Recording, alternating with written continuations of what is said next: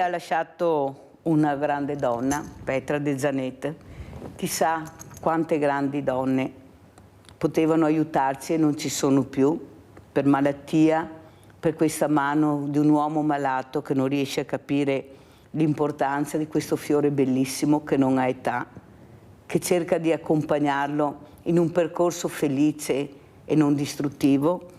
Quante donne che si stanno rimboccando le maniche per cercare di aiutare altre persone, non solo donne, altre persone su un percorso difficilissimo che è il mondo anche del volontariato, ma il mondo anche della sanità, della politica.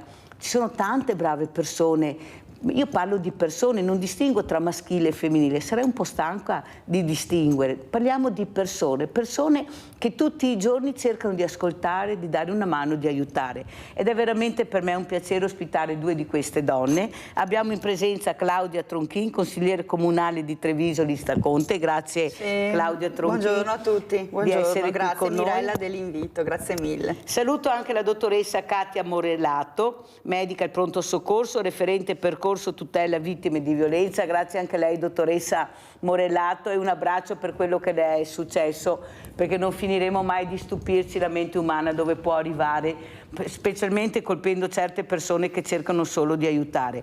Io vorrei proprio partire da lei dottoressa Morellato. Cosa sta succedendo? Questa rabbia, questa aggressività che non ha età e non ha colori, io lo ripeto tutte le mattine, non c'è un colore per l'aggressività, la rabbia e soprattutto queste persone che non riescono ad avere un limite, superano il limite. Cosa sta succedendo, dottoressa Morellato, secondo lei? Buongiorno Mirella, grazie dell'invito e buongiorno alla sua ospite e a tutte le persone che sono collegate questa mattina con la sua trasmissione. Sta succedendo che probabilmente le persone sono stanche di non trovare delle risposte e probabilmente c'è anche, secondo il mio punto di vista, una comunicazione che a volte dà delle false speranze, ovvero si crede che chiedendo la qualsiasi in posti che magari non sono adeguatamente attrezzati per dare quel tipo di risposte, è necessario invece insistere, chiedere, essere aggressivi. Si pensa che con l'aggressività, la violenza, con le offese, con i soprusi si possono ottenere più cose, quando invece è stato dimostrato che essere gentili e cercare di trovare un accordo invece aiuta gli scambi, aiuta le persone anche a comprendere maggiormente quelle che sono le difficoltà o anche le possibilità che si hanno rispetto ad alcune richieste.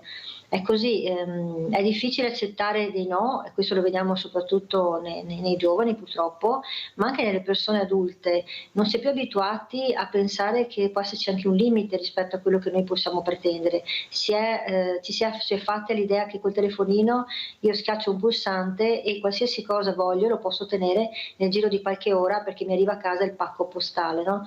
È così, la gente non si rende conto quando si ha a che fare invece con esseri umani, con altre persone che hanno difficoltà, sentimenti, paure. È necessario fermarsi un attimo e provare a cercare un accordo, confrontarsi, ecco. Ci si può anche scontrare qualche volta, ci può essere un argomento, insomma, ci può anche essere un conflitto, ci mancherebbe altro, non si può sempre essere d'accordo con tutte e con tutti, ma l'importante è trovare il modo di confrontarsi e non scontrarsi quotidianamente su tutto e per ogni motivo. Questa è la mia Morellato, è anche vero però che ho avuto l'avvocato Lorenza Secoli che ci ha fatto molto riflettere sulle parole che ha detto. Ho detto, ma avvocato, quando lei incontra queste persone, lei ne ha difeso più di uno, che ha anche per femminicidio, per aggressività, cosa dicono queste persone quando lei li incontra? Sa cosa ha detto? Lo dico anche a Claudia Tronchin, non sono pentiti. L'ha detto qui davanti alle telecamere, non c'è il pentimento. Tutto quello che riesco a capire è che l'avvocato gli dice di dire determinate cose, ma non c'è il pentimento, non sento il pentimento. Claudia Tronchin, fa riflettere quello che ha detto l'avvocato Secoli. È molto grave questa affermazione di questi che attaccano, che purtroppo io non li chiamo neanche più uomini, perché se fanno del male alla propria donna, ma io posso anche dire che sono delle bestie, scusa se te lo dico, perché no, cioè, cosa gli passa per la testa? Cioè, ogni giorno succede che muore una donna, poverina. Cioè, Guarda, io non ho parole, qua veramente abbiamo una società che va allo sfascio a questo punto, come ha detto la dottoressa, basta telefonino, bisogna fermarsi e parlare e non bisogna vergognarsi se una persona ha problemi. Cioè, ma anche questi uomini, troppa aggressività, ma dove vogliono andare? Dove vogliono andare? E poi non si pentono, Mirella, non si pentono. Cioè, avete sentito anche Filippo Turetta? Io non chiedo scusa, cosa serve chiedere scusa? È gravissimo. Cioè, sono dichiarazioni che mettono in imbarazzo veramente non solo la famiglia ma anche noi che stiamo cercando di dare una mano, di uscire. Ma io dico, anche i familiari di questi uomini si accorgono se c'è qualcosa che non va? Si accorgono? Dottoressa Morellato, secondo lei qualcuno dovrebbe accorgersi? Perché io ho sentito varie persone che hanno detto che c'erano dei segnali, il problema è mi non va combatta, non è una cosa che mi riguarda, perché Giulia Cecchettin lo aveva detto alle amiche, loro sapevano? C'è qualcuno che sa, anche certi atteggiamenti si vedono, si notano, possibile che ci sia sempre, ma è un po' esaurito, sì, ha dei problemi, passerà, invece abbiamo tutta la possibilità di curare, di portare da persone competenti queste persone, perché bisogna fare prevenzione, è inutile che ce la raccontiamo dopo, è prima che dobbiamo fare prevenzione. Questi genitori si accorgono che queste persone hanno dei problemi, certo che sì, certo che sì. Cosa? E non è un passaggio, Claudia, che già al momento dice vabbè, vai da una persona competente a capire cosa passa per la testa a questo ragazzo o ragazza. Purtroppo anni fa anche a me è successa una persona in famiglia che non stava bene. Purtroppo qua siamo in questa zona di omertà. Ok, uno si fa male una gamba, va subito in pronto soccorso, ortopedia. Però se uno ha problemi mentali, basta anche poco, non bisogna più vergognarsi, basta omertà. Dopo succedono queste cose, ma sì, domani te passi, dice, domani te passi, come hai detto tu, invece no, subito bisogna prendere in mano la situazione, sedersi insieme e parlare. Adesso in famiglia non si parla neanche più, ci si parla col telefonino, si mandano i messaggi. E io dico basta sta roba qui, bisogna fermarsi, parlare e vedere insieme risolvere i problemi, anche mentali, non bisogna vergognarsi, come hai detto tu Mirella. I servizi ci sono, i professionisti ci sono. A Treviso, con il nostro mandato, abbiamo instaurato il psicologo di quartiere, cioè che dopo è andato anche in tutto l'ambito territoriale. Non bisogna vergognarsi. Ci abbiamo trovato la persona morta in garage, Alfredo. Dottoressa Morellato, perché fa così paura la parola psichiatria? Io ho avuto ieri una persona, la dottoressa Fullan, che ha spiegato molto bene il disagio di queste persone problematiche, con questi disagi mentali. Ho avuto un papà ieri, dice mia figlia di 24 anni con questo problema, ecco riesco a portarla in qualche pizzeria, ma più di qualche volta mi hanno fatto uscire perché disturbava. Al cinema è lo stesso, non tutti accettano queste diversità. Siamo così indietro, dottoressa Morellato, per capire che il diverso invece va supportato, va aiutato, va inserito nella società nella maniera giusta, nel modo giusto, con le persone giuste. Prego, dottoressa. Allora, volevo un attimo tornare sulla domanda che ha fatto prima, i segnali intanto. Allora, ci sono sicuramente dei segnali, il problema non è tanto non riconoscerli, è cercare di farli emergere, e c'è un forte stigma sia per quanto riguarda i problemi dovuti a patologie psichiatriche, purtroppo, perché spesso e volentieri, come dicevate voi, viene tutto tenuto nascosto perché ci si vergogna, come se fosse una vergogna avere un problema di depressione, una schizofrenia, quando altre malattie invece vengono ovviamente, come ha detto giustamente la sua ospite, portate in ospedale e curate adeguatamente. Per quanto riguarda poi le persone violente, ricordiamoci che non sono persone malate, assolutamente, non hanno nessuna patologia psichiatrica, perché altrimenti rischiamo di modificare quello che è la reale portata del loro agito. Sono persone che hanno sicuramente delle difficoltà relazionali, persone che non sanno accettare i no e che sono persone frustrate perché qualsiasi fallimento secondo loro diventa una cosa insormontabile e non chiedono mai aiuto. C'è questo problema dell'uomo forte che non deve chiedere mai, questa mentalità purtroppo persiste anche fra i giovani. c'è uno studio che è stato una intervista che è stata pubblicata recentemente su giovani tra i 12 e i 18 anni che dicono che purtroppo, e ancora lo dicono, che uno schiaffo si può accettare sia le ragazze che i ragazzi, che il fatto di essere gelosi ossessivamente è una forma d'amore e che quasi il 50% pensa che meglio se l'uomo che fa carriera e va all'università piuttosto che la donna. Quindi questa mentalità dei nostri figli, ok, io ho una figlia di 21 anni, purtroppo l'abbiamo trasmessa noi a loro, non è che loro sono colpevoli, abbiamo fatto noi qualche errore di comunicazione, come dicevo prima, e c'è un gap generazionale che non ci aiuta a comunicare in maniera adeguata, dobbiamo cambiare modo. Per quanto riguarda poi quello che diceva il fatto di includere le persone diverse, lo vedo perché è difficile, e lo dico anche nel mio ambito lavorativo, a volte comprendere le difficoltà di chi non siamo abituati a gestire, perché nessuno ce lo insegna, perché anche da parte di molte istituzioni c'è la volontà di tenere le cose quasi separate, come se non ci fosse invece una continuità. Le persone che hanno problemi accedono ai pronto soccorsi, io parlo per quanto riguarda il mio lavoro, non solo per problemi relativi a malattie, quindi a problemi clinici, ma soprattutto per bisogni di altro tipo. Dobbiamo imparare anche noi ad accorgercene e ad aiutare queste persone, perché sono come noi, insomma, hanno gli stessi problemi che possiamo avere noi. Apriamo il centralino perché sennò Rinaldo lo tiene bloccato. Vai Rinaldo! Ciao Mirella. Ciao. E buongiorno alle tue ospiti. Purtroppo viviamo su un mondo dove c'è troppe differenze sociali, non c'è più, la gente non convive più, non si parla più, non si comunica più, uno vede qualcosa si vergogna.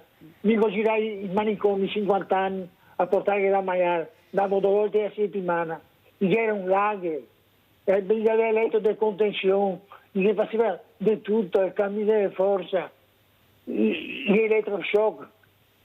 Quando che bisogna lascerà i manicomi, ha fatto una roba umana, una roba vera. Quello che non ha fatto il seguito, sta i governi che stanno disinteressati. Va bene, doveva creare delle proposte nuove, delle robe nuove per curare questa gente. Ma adesso dove vai? Cosa fare? È medicina, è quello che c'è. Cosa parliamo di medicina? Ora fare una vita sulle carote di me. Un anno e mezzo che aspetto. Ma cosa diciamo? È medicina, non c'è più medicina. Si parla solo che dei soldi, ma tutto nella vita. Solo i soldi. La povera va a quello che dei poverini è morto in garage. Ma gli è permesso 52 anni a persona buona, bella, quello che dico, a perdere la vita perché non vanno a casa, ma siamo noi altri che abbiamo da vergognarsi, che permettiamo che succeda queste robe. C'è tanta brava gente come di voi altri che si dà da fare per curare, per mettere a posto le robe, aiutare chi che ha bisogno. Ma purtroppo non c'è pochi, non ascoltano. Ma la cosa che è successo adesso, questi licenziamenti, queste robe, basta vedere cosa di Amiens, l'arena di Amiens, cosa fai? E robe, e va tutti gli abiti da festa, e gli altri problemi che ha la gente.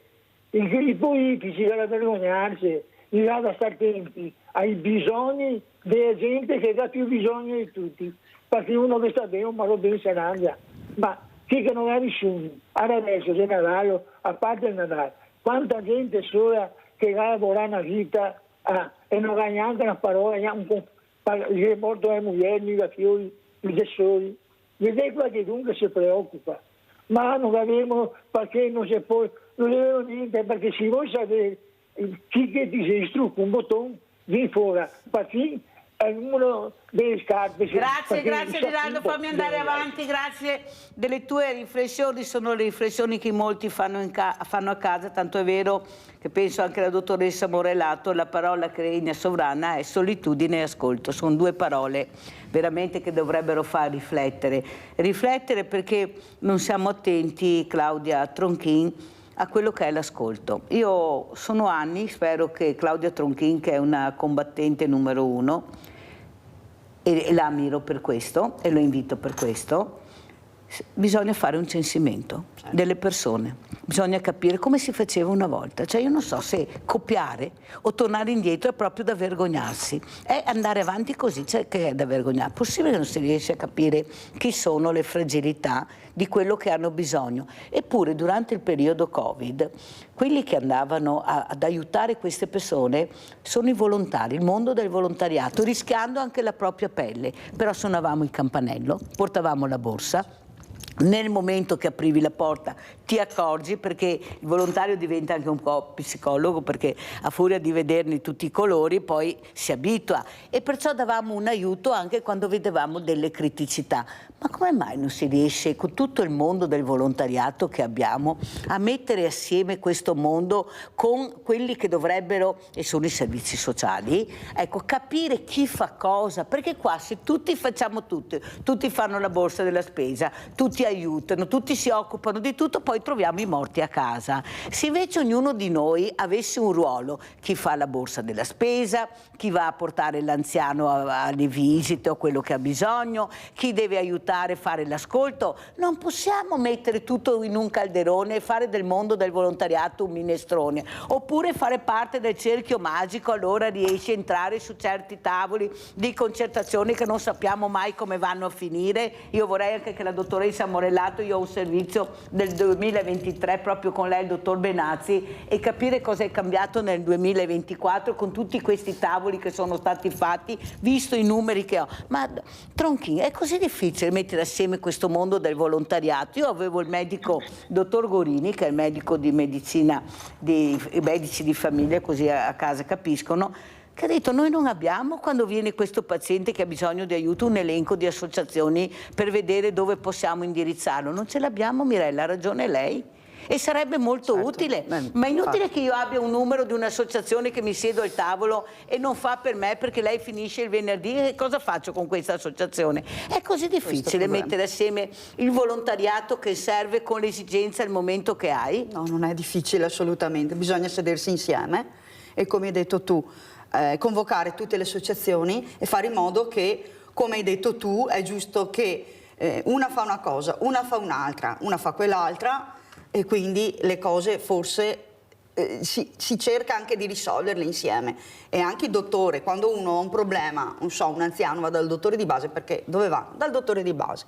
È giusto che abbiano un elenco di associazioni per i vari problemi di solitudine, di mentale, cioè non è difficile, basta sedersi e parlare insieme. Io dico sempre, e non mi vergogno neppure di dirlo, il coraggio anche di dire, abbiamo questo ufficio volontari insieme, dovrebbe fare questo. Cioè è inutile che mi arrivi la locandina sulla mammografia o sul... Non è il ruolo che dovrebbe fare volontari insieme questo. Il ruolo di volontari insieme dovrebbe unire il mondo del volontariato, fare tavolo, coordinare, fare ascolto in diversi momenti di tutte le associazioni che ci sono e vedere con quali andare avanti in determinati settori. Ma io non so, dottoressa Morellato, guardi che io faccio fatica, perché io il mercoledì ho il banco solidale là alla mia forza e vedo, non è possibile che io abbia le pari opportunità a 50 metri in provincia e non le ho viste una volta venire all'Emporio Solidale. Non è un ruolo che gli compete. Molti mi hanno detto: ma scusa, a cosa servono le pari opportunità? No, scusa, all'Emporio Solidale forse non è il caso di venire a vedere queste donne, queste nonne, queste famiglie, queste persone che hanno bisogno e cercare di capire come pari opportunità anche il ruolo che tu hai e spiegarlo, magari avere un altro punto di ascolto. Dottoressa Morellato. Lei sicuramente ha ragione, Mirella, è che il problema è che purtroppo tutte le persone che spesso fanno volontariato sono persone che magari hanno anche un'attività che permette loro di avere un po' di tempo libero. Ci sono altre persone che invece lavorano dalle 8 di mattina alle 8-9 di sera e quindi hanno qualche difficoltà, anche tutti i giorni spesso lo fanno, e quindi hanno altre difficoltà, sono impegnate in tantissime altre cose. Questo non giustifica ovviamente il fatto che non ci sia la presenza di qualche rappresentante, come ha detto lei.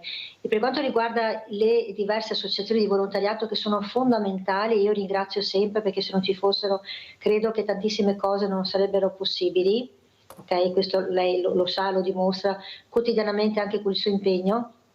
dico che a volte purtroppo c'è questa idea dell'orticello: io faccio questo, io sono il più bravo o la più brava, e quindi si fa difficoltà a mettersi insieme, facendo un attimo un passo indietro, dicendo io posso arrivare fino a qui, dopo lascio il posto a te. E quindi questo lo vedo perché purtroppo capita in ogni ambito, no? In ogni settore c'è sempre chi vuole primeggiare perché è convinto o è convinta che fa meglio di tutti gli altri e tutti gli altri non valgono niente. Invece secondo me bisogna essere un po' più umili e mettersi, come ha detto l'assessora lì, a un tavolo per confrontarsi, capendo quali sono le buone pratiche e mettendosi insieme, perché l'unione fa la forza. L'abbiamo visto col Covid, da soli non si va da nessuna parte purtroppo. Ha fatto bene a ricordarlo, dottoressa Morellato, perché là è il punto. Noi ci siamo in tantissimi. C'è chi ha i pulmini per andare a prendere le persone. Io non posso vedere i pulmini chiusi il venerdì e sabato e domenica perché nessuno chiama, nessuno... io dico, questi lo dico anche perché è il mio sogno, Tronchini, è il mio sogno, glielo dico adesso, portare i diversamente giovani, i diversamente agili durante la settimana a teatro, al cinema. Bellissimo. Ecco, questo è il mio sogno, aprire questi spazi nel pomeriggio, perché io li ho visti a Villa Margherita, queste donne che si preparano, dottoressa, una si era messa l'abito da sposa, era tutta preparata. Un'emozione per loro. Pensate ritornare poi a cena, sto parlando del pomeriggio, tornare a cena, ricordare questa giornata, questo teatro, questo ascolto che è stato dato alla... Ma è così difficile? Ma è così difficile? Io sono convinta che c'è la possibilità di farlo. Io non posso avere un'orchestra, Claudia Tronchini, dai 12 ai 22 anni a Treviso e nessuno la conosce. E abbiamo solo esempi negativi, Claudia Tronchini. Mamma mia. Io non posso vedere, anzi pregherei la regia adesso che andiamo in pausa, in pubblicità, di far vedere, dottoressa Morellato, guardi cosa abbiamo a Treviso. Ma non sono 3 persone che si sono esibite al Teatro del Monaco per aiutare la Banca dei Tessuti. Capisce cosa abbiamo e non li facciamo vedere, non c'era una riga sul giornale, dottoressa Tronchini, in nessun giornale. Se io non andavo quella sera a riprendere, nessuno avrebbe visto questa meraviglia. E le autorità non c'erano, c'era un assessore per sbaglio forse, ma gli abbiamo dato il teatro. Ma chi se ne frega di questo? Andiamo in pubblicità e poi ne parliamo.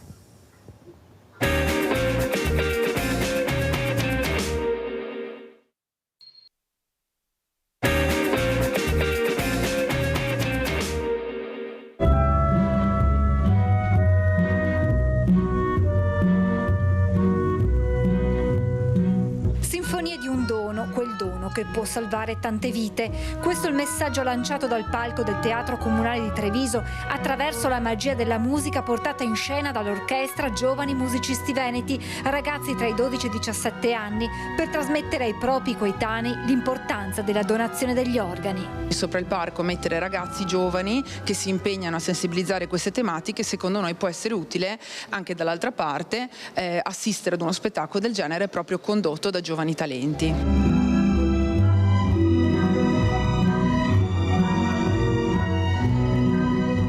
Al Teatro Comunale anche testimoni diretti di come la donazione possa dare una seconda possibilità di vita. Io sono il primo ricevente da cuore fermo in Italia e nel mondo per il tempo di elettrocardiogramma piatto da parte del donatore. E io sono l'esempio che anche se non c'è più vita può essere che la persona ricevente può ancora avere la possibilità di dare ancora tanto. La musica veicolo di sensibilizzazione, ma la musica anche strumento per crescere, per divertirsi in modo sano, per mostrare il volto più bello dei giovani troppo spesso in questi anni protagonisti di episodi di violenza. Questi ragazzi trovino la possibilità di essere un domani dei buoni cittadini e vi assicuro che la scuola della musica, la formazione musicale dà certamente questa possibilità. Investire su di loro, sulla cultura e sul loro futuro è sicuramente ciò che bisogna fare, non ci sono dei se e dei ma. Avvicinatevi alla musica perché è una passione che vi travolge e vi fa sentire proprio immersi in un mondo completamente nuovo che fa vivere delle esperienze che solo chi suona può provarle. Realtà come queste creano un'unione tra i giovani veramente unica, perché si lavora tutti insieme per un progetto veramente culturale di spessore. Insomma, fare musica insieme non è per niente scontato. Alla fine un ultimo importante messaggio. Dobbiamo dire sì, dobbiamo andare a iscriversi ad AIDO, dobbiamo andare a dire sì negli uffici anagrafe quando andiamo a rinnovare la carta d'identità.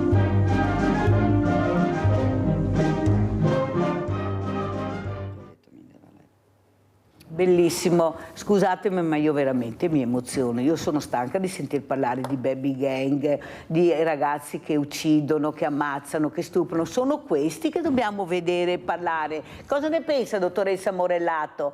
Io non penso che tra questa orchestra ci siano dei ragazzi violenti, proprio non lo penso. Pensi che c'era anche un ragazzo diversamente agile che suona? Non vedeva l'ora di parlare al microfono, di dire grazie. Ha detto grazie, lui ha detto grazie, era emozionato. Capisce che sono questi gli esempi buoni che dobbiamo dare? Cosa ne pensa, dottoressa? Sono d'accordo con lei, anzi credo che voi come giornalisti e giornaliste avete un grandissimo dovere, che è quello appunto di non mettere in prima pagina sempre solo le notizie cattive, ma valorizzare le cose buone. I giovani, i ragazzi e le ragazze hanno veramente delle risorse meravigliose. Ho avuto l'esempio recentemente di un gruppo di studentesse e di studenti della Università di Padova che sono diplomati, hanno preso la laurea in scienze infermieristiche nella sede di Treviso, hanno organizzato un convegno meraviglioso, vi assicuro. Io sono tantissimi anni che mi occupo di argomento, insomma, della violenza contro le donne e quant'altro. Hanno fatto un convegno stupendo di loro iniziativa, parlando della violenza in un modo diverso, come la vivevano loro, come l'avevano interpretata loro, ed è stato bellissimo confrontarsi con questa realtà, perché noi siamo abituati a vedere le cose col nostro punto di vista in base alla nostra esperienza. Loro ovviamente hanno meno esperienze, hanno esperienze diverse, ma il fatto che riescano a portarle, a comunicarle nel modo adeguato, secondo me è stupendo, e andrebbero valorizzate queste cose positive. Il male c'è. Ovviamente c'è in ognuno di noi, perché i sentimenti di rabbia, a volte anche le frustrazioni, come si può dire, le difficoltà ce le abbiamo tutte e tutti, ok? È semplicemente come riusciamo poi a gestirle queste emozioni che fa la differenza. Sfociare la rabbia in violenza contro qualcun altro è diverso che andare per esempio in un campetto a dare calci al pallone, oppure a mettersi davanti allo strumento e suonare la batteria fino a che non sono sfinita, perché così mi sono sfogata in quel modo, facendo musica, dipingendo, giocando a basket piuttosto che andando a nuoto. Bisogna canalizzare queste emozioni e bisogna parlare di queste emozioni, bisogna vergognarsi. Se ho paura, sono arrabbiata, se ho rabbia, se ho voglia di litigare, ma magari in quel momento non so esprimermi, devo trovare qualcuno e qualcuna che mi dia l'aggancio e che mi aiuti a tirare fuori questo sentimento, perché è in tutte e in tutti noi. Non bisogna mai vergognarsi di quello che proviamo, dobbiamo vergognarsi se non riusciamo a gestire quel sentimento nel modo adeguato. Lei conosceva questa orchestra, dottoressa Morellato?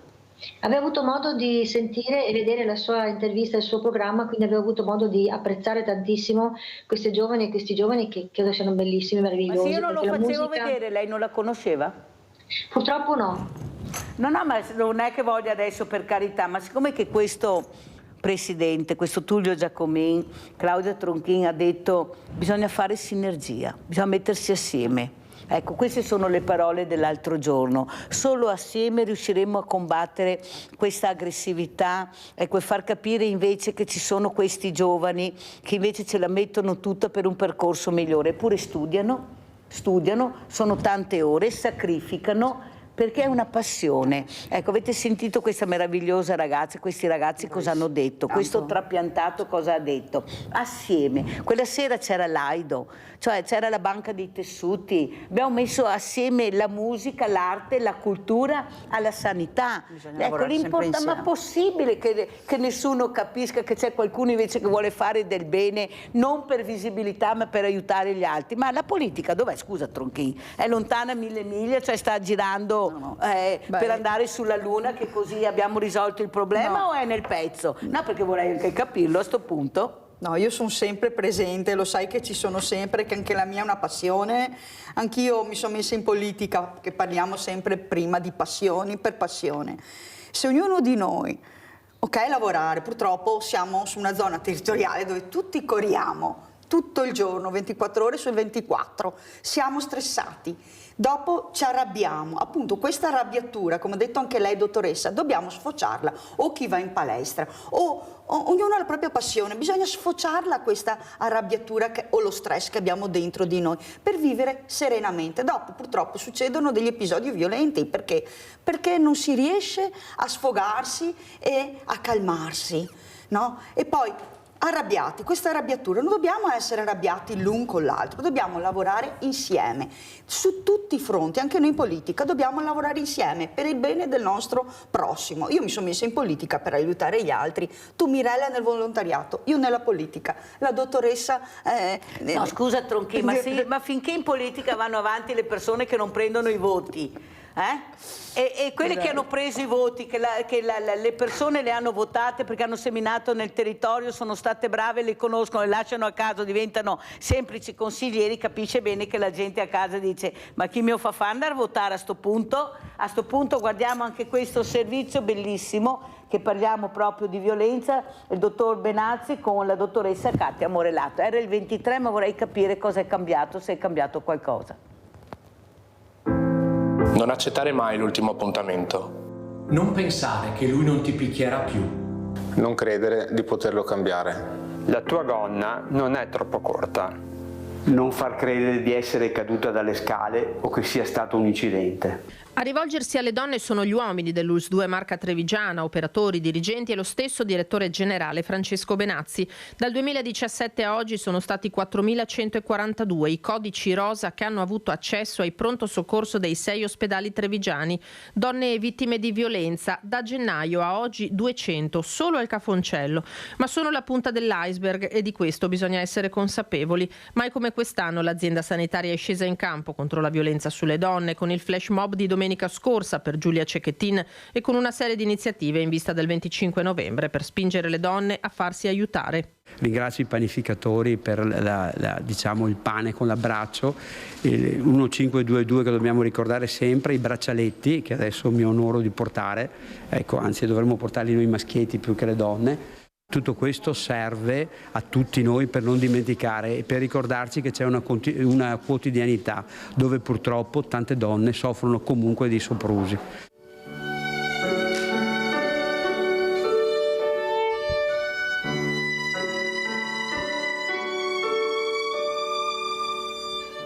L'impegno al pronto soccorso è quotidiano, dove le donne trovano cure ma anche un ambiente protetto in cui, se serve restare in attesa che le forze dell'ordine si occupino di situazioni critiche, spazi nati anche grazie all'impegno di un gruppo di operatrici della sanità trevigiana che hanno preso a cuore il tema, lavorando alla formazione all'interno dell'azienda ma non solo, e le chiamate al 1522 sono aumentate esponenzialmente. Spesso si confonde il conflitto con la violenza e le donne stesse non sono consapevoli di questa problematica, tant'è che spesso chiamano il 1522 per chiedere che cosa sta succedendo, per chiedere se è vero quella sensazione che hanno, che stanno vivendo un vissuto di violenza, perché non lo sono nemmeno loro consapevoli fino in fondo.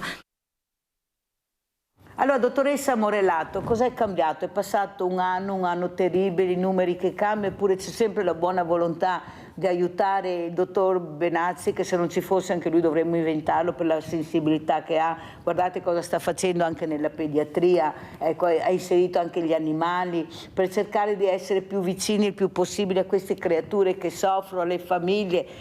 Lei sta cercando di fare tutto, anche il pronto soccorso, accogliendo queste persone disperate che arrivano, perché uno deve avere qualcosa, non può essere questa aggressività. Per quello parlo di prevenzione, dottoressa Morellato, e dobbiamo parlare di prevenzione però facendo dei tavoli con la politica per aiutare, non per la visibilità della persona o il campanile più alto che partecipa perché politicamente è il più protetto. Non funziona così il mondo del volontariato. Guardate che se sparisce il mondo del volontariato sono problemi anche per la politica, e ne sta sparendo tantissimo perché hanno anche un'età diversa, i giovani non riusciamo a intrigarli perché non ci conoscono, sono stanchi della lezioncina in classe perché non li vede protagonisti. Dobbiamo cercare di avvicinare queste persone in qualche maniera, di renderli protagonisti, questi giovani, come si faceva una volta. Una volta era il più grande che aiutava il più piccolo, anche con questi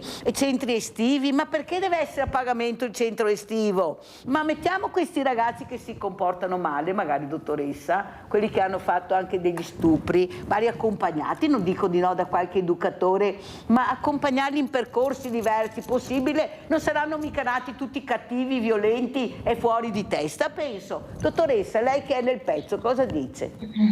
Allora, intanto la violenza, come certi comportamenti, sono acquisiti. Nessuno nasce violento di sé, se non ci sono poi patologie psichiatriche o altri problemi, insomma, organici. Abitualmente la violenza e certi comportamenti si apprendono in famiglia, si apprendono frequentando persone magari violente.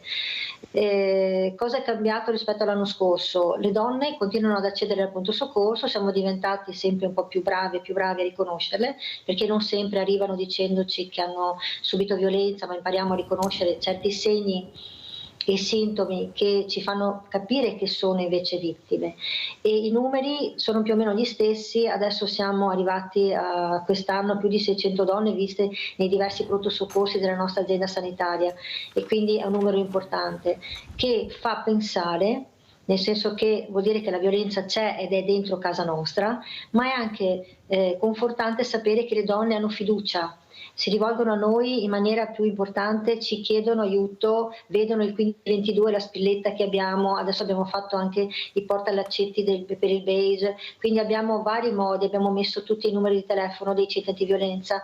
Esiste un tavolo interistituzionale che è gestito dal Comune di Treviso e che vede coinvolte tante componenti anche del volontariato, la scuola, i medici di famiglia, le forze dell'ordine, l'azienda sanitaria, eccetera, perché è giusto, come avete detto anche voi, lavorare in sinergia, in modo che ognuno porta la sua parte e insieme si fanno tante cose.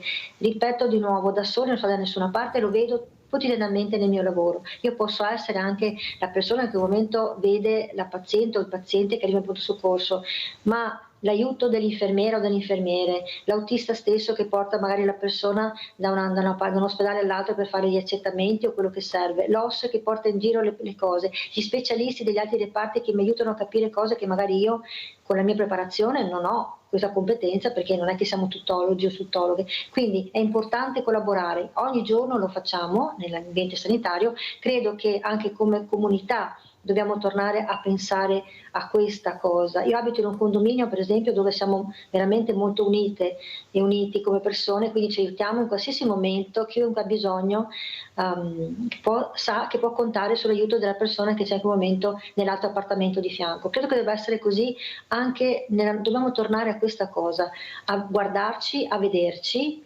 e a supportarci l'un l'altra. Vede, dottoressa Morellato, ha fatto bene a dire questo. Io ieri non sono andata al funerale di Petra De Zanet, perché Petra faceva parte del mio gruppo, le associazioni abbracciano le associazioni, che sono tutte quelle associazioni che non hanno visibilità, che non sono ascoltate, che nessuno li invita a nessun tavolo. E siccome la Petra ha detto qui pubblicamente che molte volte è stata ospite di Sveglia Veneti, ed era una persona che aveva il coraggio di parlare, diceva proprio questo: non esisto. Per fortuna che c'è l'ULSS, per fortuna che c'è stato questo aiuto, questo supporto a questa donna che voleva far del bene. Ma se togliamo l'ULSS, lo diceva Petra, quanti paletti, quante battaglie per cercare di portare avanti un progetto importante. Non c'era spazio, non c'era ascolto, l'ha detto lei. Allora io ieri mi sono rifiutata, perché quando sei morta perché devi morire. Ecco, le donne devono morire ancora adesso per avere visibilità, per capire che esistevano, che hanno fatto del bene, che erano delle bravi madri di famiglia, delle buone compagne, delle persone che volevano veramente vivere una vita diversa e purtroppo hanno trovato nel loro percorso persone sbagliate. All'improvviso, quando muori, quelle che ti criticavano, quelle che non ti guardavano più, quelle che non ti davano ascolto, sono quelle che dicono: ma che brava Petra, ma che brava Petra. Io non sono andata al funerale, io andrò a trovarla da sola Petra, perché Petra ha dato tanto, Petra ha fatto tantissimo, ha combattuto il male come pochi, era qui con questa fascia, dottoressa, che copriva questo male, ma chi se ne frega, è quello che dico che è importante, non è la mia figura. E questo viene capito. Io ho avuto una persona calva, che non lo sapevo, dottoressa, che soffre di alopecia, una donna, è arrivata con la parrucca, nessuno sapeva che era la parrucca, si è seduta, avevo la scolaresca, una scuola. A un certo momento sa cosa ha fatto? Si è tolta la parrucca. Ha detto: ragazzi, questa sono io. Beh, doveste vedere l'emozione dei ragazzi, cosa hanno detto a questa persona. Venga nella nostra scuola, li ho ospiti oggi questi ragazzi, perché io voglio ascoltare loro. Hanno pianto, dottoressa Claudia, si sono messi a piangere, le lacrime, quando hanno visto questa forza, quello che diceva: guardate cosa mi è successo. Eppure vado avanti, combatto, cerco di migliorare anche la vostra vita, facendovi capire. Non lo sapevano, non conoscevano che c'è anche questa malattia che può colpire in qualsiasi momento. E la cosa che hanno detto: venga da noi che vogliamo ascoltare quello che è successo, vogliamo capire. Allora vogliamo capire che dobbiamo forse ascoltare di più questi ragazzi? Claudia Tronchini. Sì, dobbiamo ascoltare i ragazzi in tutti i sensi. Ci sono ragazzi che hanno problemi e dobbiamo accorgerci subito se hanno dei problemi, anche in casa. A me è successo personalmente di una mia amica che l'ho incontrata in un luogo comune, che purtroppo si è un po' confidata con me che il figlio appunto si chiudeva in casa, non parlava con nessuno. Ho detto: guarda, c'è questo servizio, c'è queste cose qui, l'ULSS ha dei servizi specifici per i ragazzi in difficoltà e anche con le famiglie. Purtroppo, come dicevamo prima anche con la dottoressa Morellato, oggi in questa ora che stiamo parlando il comune denominatore è la vergogna, non bisogna vergognarsi, e se uno ha dei problemi bisogna andare ai vari servizi, ai vari specialisti. Questi giovani purtroppo bisogna ascoltarli, troppo telefonino, loro vivono questo mondo virtuale del telefonino, invece bisogna staccarsi dal telefonino e vivere la realtà. Guarda, baby gang anch'io la penso in un certo modo, guarda, lasciamo stare. E io veramente farei una modifica alla legge Caivano, perché purtroppo alcuni giovani sono soli, non hanno neanche i genitori che li seguono, purtroppo questa anche è la realtà. Invece i propri figli li dobbiamo seguire, dobbiamo fermarci e ascoltarli. Come abbiamo visto prima all'orchestra, che bravissimi quei ragazzi.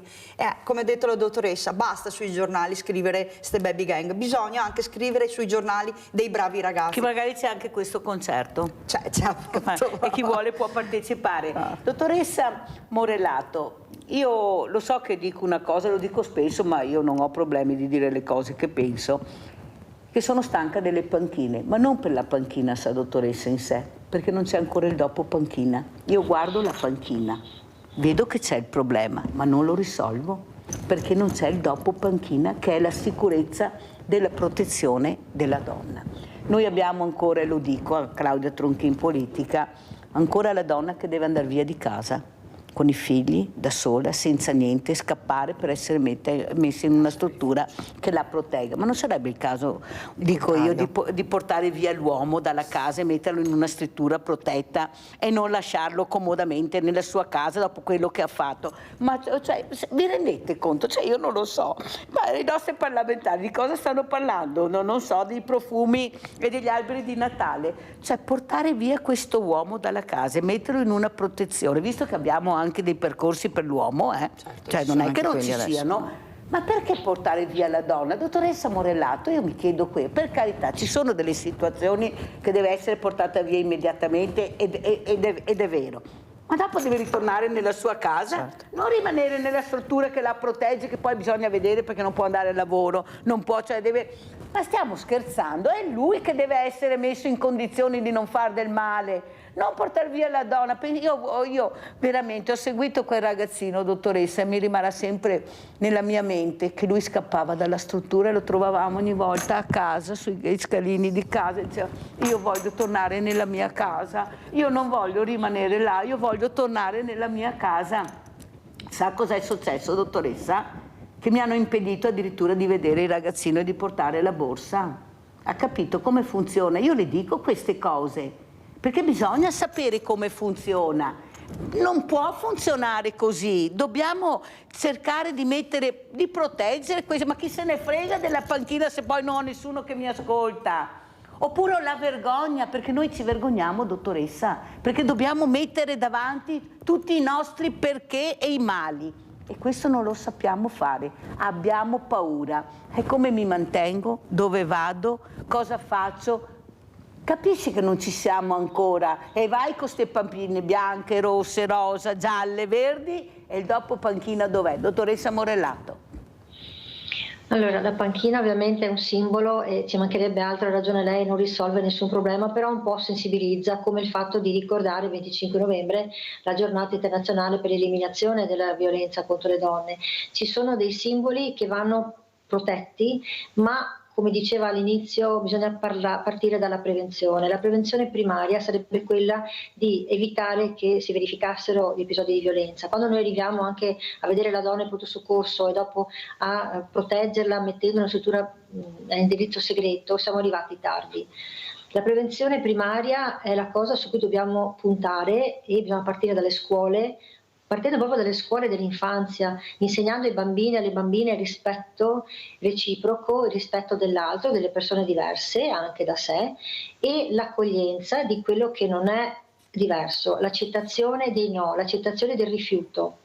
Non è che se tu vieni rifiutato in quella relazione non vali più niente, non sei più una persona che potrà trovare un altro sentimento, un'altra relazione diversa, migliore magari. Semplicemente è successo, elabori quella frustrazione e vai avanti. Bisogna insegnare questo ai ragazzini e alle ragazzine, perché altrimenti non ne verremo mai fuori. Il fatto che venga allontanata la donna con i minori è una procedura di emergenza che a volte è necessaria appunto per separare e salvare le vite. Sono d'accordo con lei che debbero allontanati gli autori della violenza. Non esistono strutture in grado di accoglierli, esistono dei centri adesso, i cosiddetti centri per autori uomini di violenza, che li aiutano a fare un percorso di consapevolezza, perché la cosa più importante è che chi agisce violenza sia consapevole del proprio agito, altrimenti chiedere anche scusa semplicemente in maniera così estetica per fare bella figura, perché così faccio contenta qualcuno, non ha nessun senso.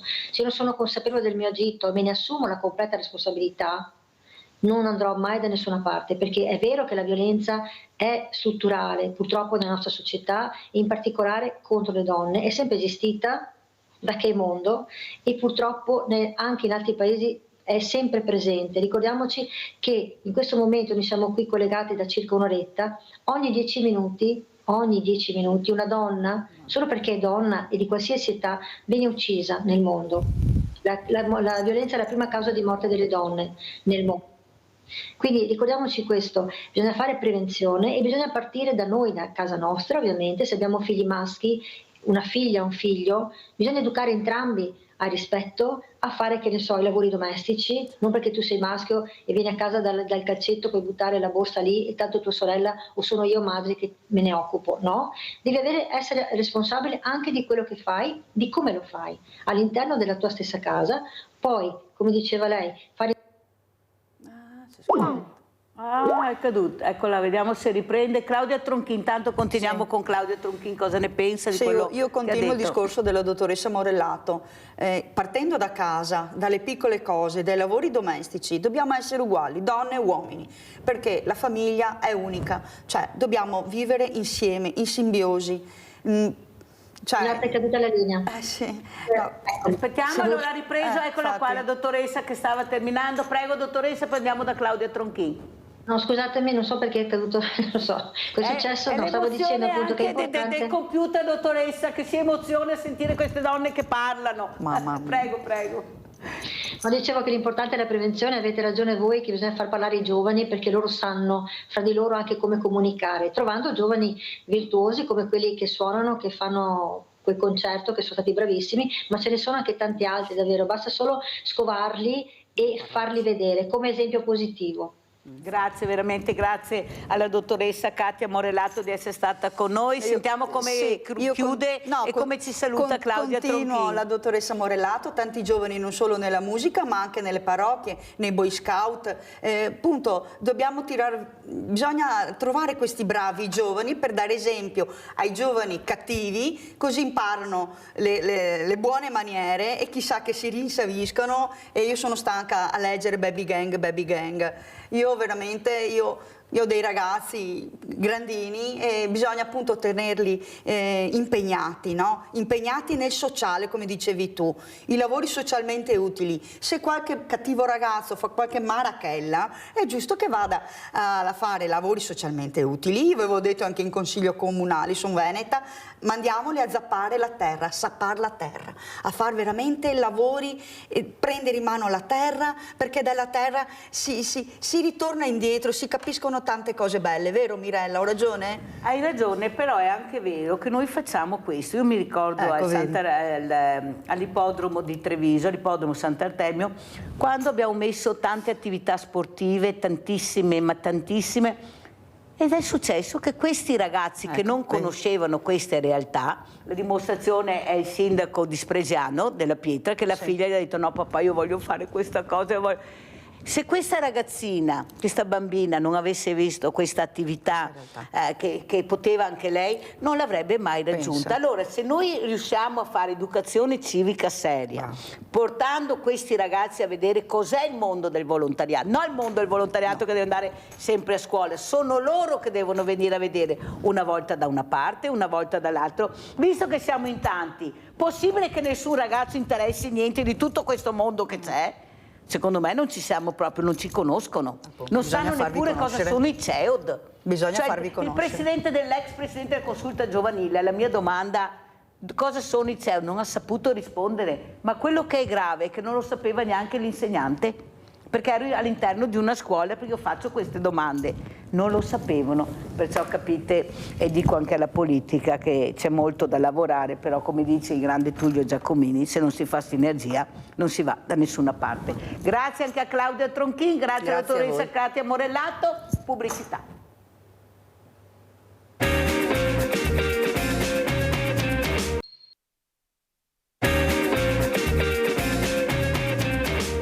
Presento altre due graditissime ospiti, ma veramente gradite.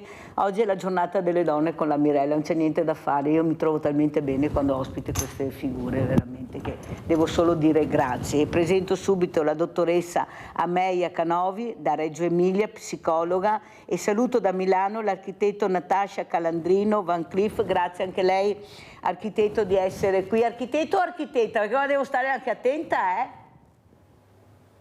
perché sennò poi dovremmo andare su architette al plurale, diventa un macello.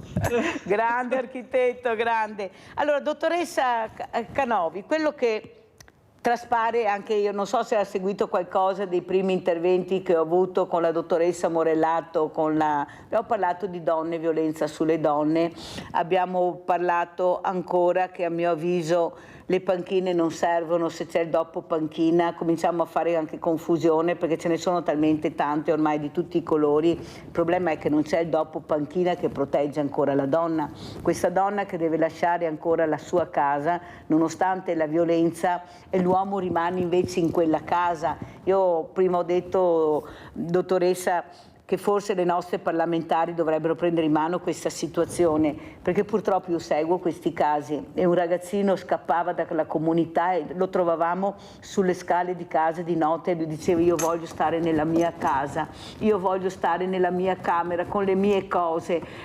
Pensate che violenza subiscono anche questi bambini, questi ragazzini su un'età evolutiva molto difficile e nessuno si preoccupa di questo, non parliamo di loro, parliamo solo del fatto in sé, ma il dopo?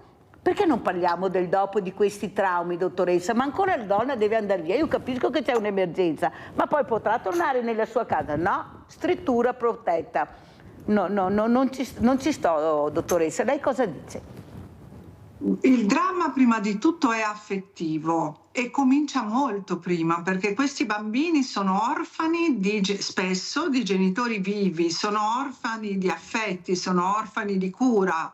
E l'alloggio protetto è un'emergenza, non è una soluzione. La soluzione inizia molto prima nella educazione o rieducazione degli adulti che non ce l'hanno, e questi ragazzi, soprattutto quando poi sono vittime, quando la madre viene ammazzata brutalmente dal padre, diventa orfano 2 volte, perché il padre viene preso, e di questi bambini, ha ragione lei, non se ne parla più, non ci se ne occupa. Il problema della violenza è sistemico, è immenso e inizia, guardi, dalla scuola dell'infanzia, perché bisogna educare bambini e bambine al rispetto di sé e dell'altro, del no dell'altro, che questo non c'è. Si pensa che la relazione fusionale sia la soluzione. Il mettere in comune tutto deve essere portato avanti senza criticità. Tu puoi guardarmi in telefono, tu puoi dirmi come mi devo vestire, e questo viene scambiato per amore, e non è amore, è possesso e controllo. E quindi uno si trova poi dentro una relazione dove i confini non esistono più, e questi bambini, anche loro sono sconfinati, sono vittime di una trascuratezza, ma da parte della società, non solo della famiglia. Tanto è vero, dottoressa, e con grande tristezza dico che ci sono dei numeri impressionanti di suicidi nei giovani, e anche di qua se ne parla molto poco. Ci sono delle associazioni, ma con grande fatica arrivano ad aiutare, perché c'è la vergogna di dire. Questi ragazzi, queste persone, io parlerei di persone, sono stanca di dare etichette maschile e femminile, forse anche questo ci ha diviso, dobbiamo parlare di persone. Con queste etichette, quando escono si mettono la maschera. Era un bravo ragazzo, una brava ragazza, andava bene a scuola, faceva sport. Cosa mancava? Mancava quello che ha detto lei, importantissimo, l'affetto, il capire chi sono. Sa che un ragazzo, io seguo questi ragazzi, dottoressa, cerco anche quelli difficili, mi ha detto: non so chi sono, Mirella. Questo ragazzo ha fatto del male, ha fatto molto male, ma ha fatto molto male a se stesso, agli altri, e lui non riesce a capire chi è. Ma chi sono io, Mirella? Ho paura di me stesso. Capisce che i segnali, se riesci a entrare su questo guscio chiuso a riccio, loro ti parlano, ti dicono che hanno questo malessere, ma non lo manifestano perché hanno paura. Sanno che non saranno capiti, che saranno visti male. La parola psichiatria, ad esempio, fa terrore. Ancora il psicologo, la psicologa si accetta, ma il psichiatra no. È terribile questa parola. Invece no, perché non se ne parla. Io ho avuto ospite, dottoressa, un attanologo, non sapevo neanch'io cos'era, e ha parlato della morte, di parlare della morte anche da bambini, come dice lei, da piccoli, insegnare cos'è questa parola. Ma chi è che conosce queste cose?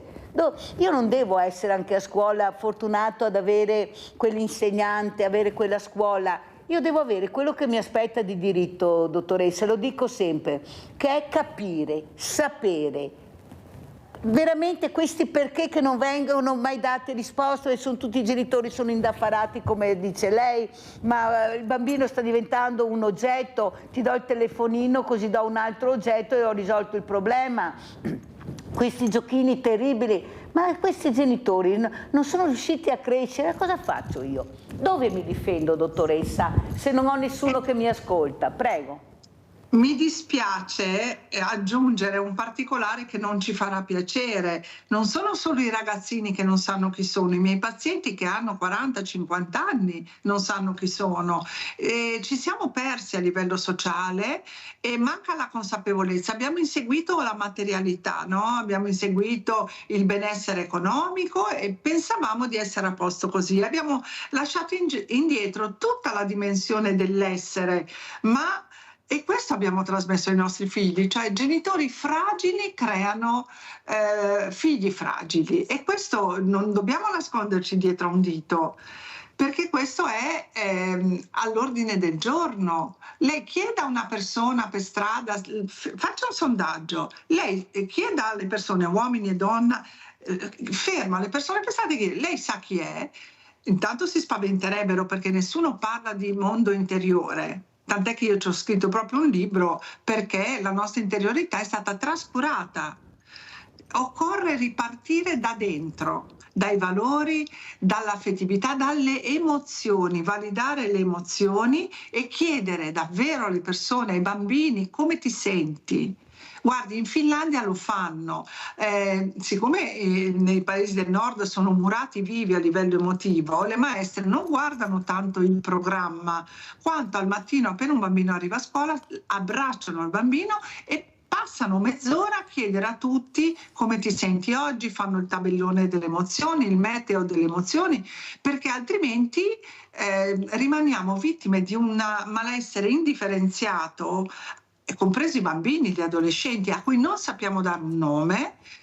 La fragilità viene repressa, nascosta, ci illudiamo che va tutto bene, figuriamoci adesso per le feste, dobbiamo tutti far vedere che abbiamo regali, alberi scintillanti, nessuno, c'è uno sfarzo, un'urgenza, una corsa verso l'avere, ma la dimensione dell'essere viene sempre trascurata. Ah, dottoressa, che belle parole che ha detto, questa solitudine che avvolge chiunque, non c'è più questo rapporto. Eppure, vede dottoressa, quando ci sono le famose sagre, dove vedi che tutto il territorio proprio si accompagna in questa unione che è la comunità, la parola comunità. Fanno comunità, si incontrano, quanto tempo che non ti vedo. Forse dobbiamo a dare anche questi giochi, che può essere la enogastronomia, che può essere la banda musicale, il ritrovarsi, stare assieme, capire che forse c'è qualcuno che può ascoltarti, che può capirti. Ecco, forse dobbiamo fare questo, quello che c'era una volta nei cortili. Quando una sola scendeva nel cortile trovava sempre qualcuno per parlare, per essere aiutato. Mancano i cortili. Cortili, tra virgolette, lei ha capito cosa dico, questa comunità dove possa ritrovarsi, dove vado io inferma se nessuno mi porta in qualche posto. E lo dico sempre, inutile che ci vantiamo di avere 7.500 associazioni di volontariato se poi troviamo le persone solo a casa e non conosciamo il nome perché c'è la privacy, perché non possiamo dare i numeri, perché nessuno sa che esistono i famosi invisibili. Cos'è l'invisibile, dottoressa, nel 2024?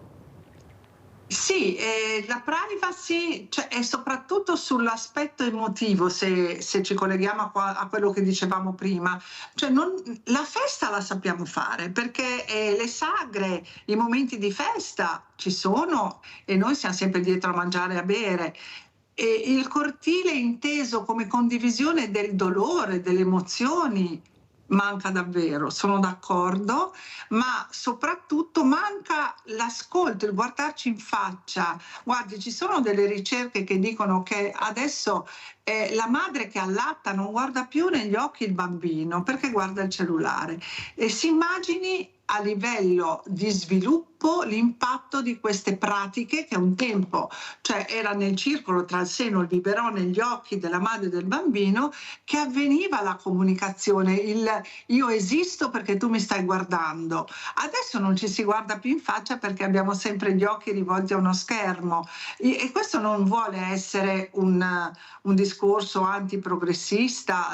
I social e la tecnologia ci ha aiutato a fare passi da giganti. Ripeto, dobbiamo recuperare una educazione o rieducazione socio-affettiva, emotiva. Bisogna parlare delle emozioni. Quando io dico a qualcuno come stai, ma nessuno dice o nessuno ascolta, perché se uno dice guarda sto male, la persona già si pente d'aver chiesto come stai. Dottoressa, la fermo un secondo, poi andiamo anche dall'architetto Natascia Calandrino perché abbiamo Antonietta da Padova. Antonietta. Pronto? Sì, ciao Antonietta. Carissima Mirella, buongiorno, io ho telefonato ancora. Guardi, io telefono per una cosa, per dirle, mi scusi perché sono anche un po' emozionata, per dirle che tutti danno ragione all'uomo. La donna è proprio messa da parte, le dico perché. Io conosco una ragazza che ha un bambino autistico da 4 anni e sta facendo i salti mortali, veramente le dico i salti mortali, è da sola perché il papà non c'è. Lui vuole solo le sue cose, continua a offendere da morire e ascoltano tutti assistenti sociali, perché adesso è addirittura con la CTU, mi pare che sia, ascoltano solo lui. Mi ha telefonato stamattina, poverina, era disperata.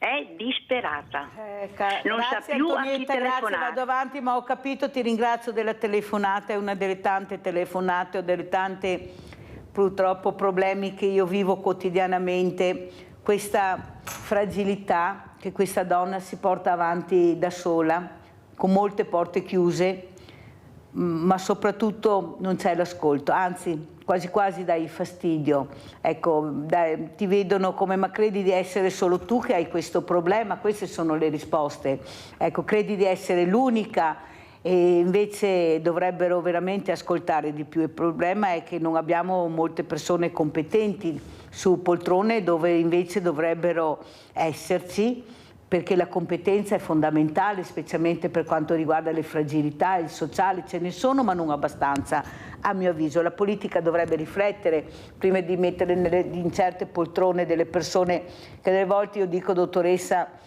ma di questa ha capito di cosa parlo o sta vendendo un altro mondo? Tanto è vero che un incontro gli ho detto mi scusi se deve andare dal parrucchiere forse è meglio che esca immediatamente, perché continuava a toccarsi i capelli ed era lontana 1000 miglia. Capisce che non può nel sociale funzionare così, non può dottoressa. Allora sentiamo invece l'architetto Natascia Calandrino Van Cleef, perché la domanda è questa, perché ho legato anche in questa seconda parte un architetto. Perché la bellezza, la cultura, la creatività che hanno questi ragazzi, queste persone, c'è. Il problema è che non sono loro che devono tirarla fuori, c'è qualcun altro, come dice a mio avviso la dottoressa, che deve fare questo, che è la scuola. Perché se io non ho la famiglia, qualcuno deve capire che io ho anche questa creatività, magari nascosta, che non la conosco neppure io. E come faccio a tirarla fuori o a scoprirla se nessuno mi ascolta o mi segue nei messaggi che io lancio? Perché bisogna essere anche competenti in questo. Ecco, lei è diventata architetto, un architetto anche innovativo. Ecco, possibile che non si riesca a capire che ognuno di noi può avere una creatività, ma è da piccoli che si riesce a capire dove vuoi andare a parare. Cosa dice architetto? Io li vedo meravigliosi questi ragazzi, scusatemi, ma per me sono fantastici e il mondo cambierà grazie a loro, vedrete, solo questione di pazienza. Prego, dottor architetto. Intanto sono molto d'accordo col discorso dell'ascolto, perché anche la creatività alla fine è il frutto dell'ascolto in qualche modo. Mi viene in mente una battuta di un film di Woody Allen di molti anni fa che diceva: il nostro non è più un dialogo ma un monologo a turno. Ecco, se io aspetto solo che l'altro finisca di parlare per parlare, io qua l'ascolto manca. Io ho avuto la fortuna di crescere in una famiglia dove l'ascolto era in prima linea. Questo non ha significato che mi hanno messo nelle condizioni ideali per fare l'architetto, perché credevano che non fosse un mestiere del tutto, come dire, che avrebbe avuto un certo successo. Pensavano che fosse più l'ingegneria, un tipo, come dire, di professione più, diciamo, legata al mondo dell'ingegneria, all'avvocato, mestieri più stabili da questo punto di vista e meno legati, ecco, alla creatività, che ha un po', diciamo, i suoi percorsi accidentali. Però io sono felice invece di aver fatto questo percorso, perché è quello che mi fa svegliare, come dire, felice tutte le mattine, che non è poco. E quindi quando si parla di, come dire, essere soddisfatti del proprio mestiere, Certo, la parte economica, per carità, ha il suo necessario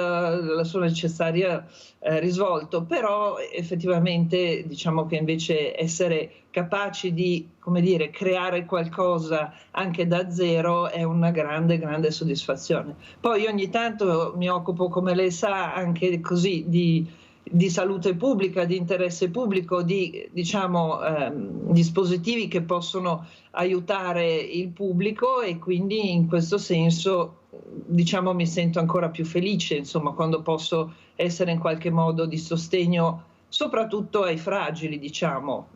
Abbiamo Fabio da Padova, poi continuiamo. Vai Fabio.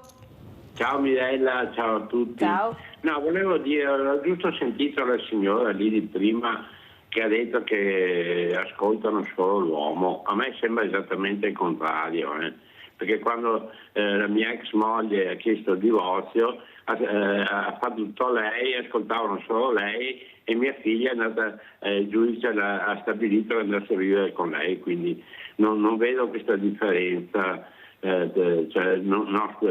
Non vedo questo fatto che viene ascoltato l'uomo. Comunque secondo me, Mirella, io sto vedendo un cambio generazionale notevole, no? Con i miei anni. Allora, una volta le donne non lavoravano e accudivano i figli a casa, no? Dopodiché, quello che è successo anche a me, io ho avuto mia mamma che mi seguiva, mio papà lavorava, mia mamma mi seguiva. E da quando c'è stato il movimento femminista, che la donna ha voluto la parità con l'uomo, praticamente è successo che la donna ha cominciato a lavorare anche lei, e quindi questi bambini conquistavano o con i nonni o con la babysitter, ok? Adesso addirittura vedo mio nipotino, ad esempio, che siccome i genitori lavorano tutti e due, fa 8 ore di scuola alle elementari e all'asilo, 8 ore stanno a scuola. Cioè questi poveri bambini quando vengono fuori sono disperati.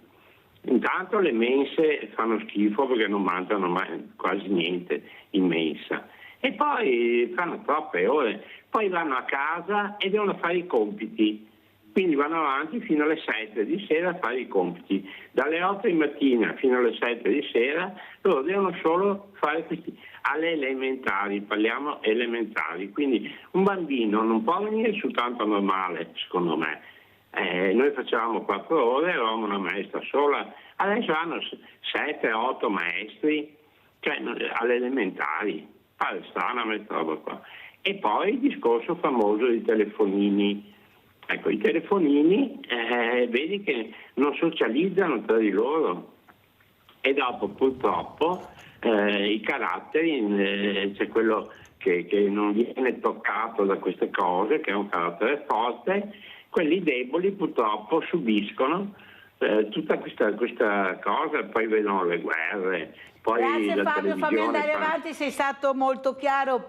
Ecco, dottoressa, vede quanto è importante venire anche in questa trasmissione, perché c'è l'uomo che chiama, e noi sappiamo che ci sono anche queste persone che vedono questa scuola in maniera sbagliata. Io sono dell'avviso che questi bambini non stanno per niente male, anche se stanno a scuola tutte quelle ore, perché non vuol dire solo stare seduto e scrivere, vogliono dire tante cose. Ecco, forse dovremmo anche avere una scuola che fa capire di più quello che fanno, perché veramente fanno tante cose per aiutare questi bambini, questi maestri, questi insegnanti, questi professori. A lei la parola, dottoressa. Dobbiamo però stare molto attenti a non giocare a rimpiattino e a dire è colpa della famiglia, è colpa della scuola. Non è che dobbiamo cercare delle colpe, dobbiamo fare un'analisi. Io sono una psicologa sociale e una ricercatrice, quindi dobbiamo stare molto attenti a non delegare la responsabilità ad altri. È necessario prendersi la responsabilità più che parlare di colpa. Ognuno fa il suo pezzo, cioè le scuole stanno facendo il loro meglio con le risorse che hanno. La scuola spesso non ha risorse, fa i salti mortali, ma non possiamo dire la scuola, la mensa. Le mie figlie hanno sempre mangiato benissimo in mensa, forse perché io ho sempre cucinato talmente male che loro mangiavano tutto.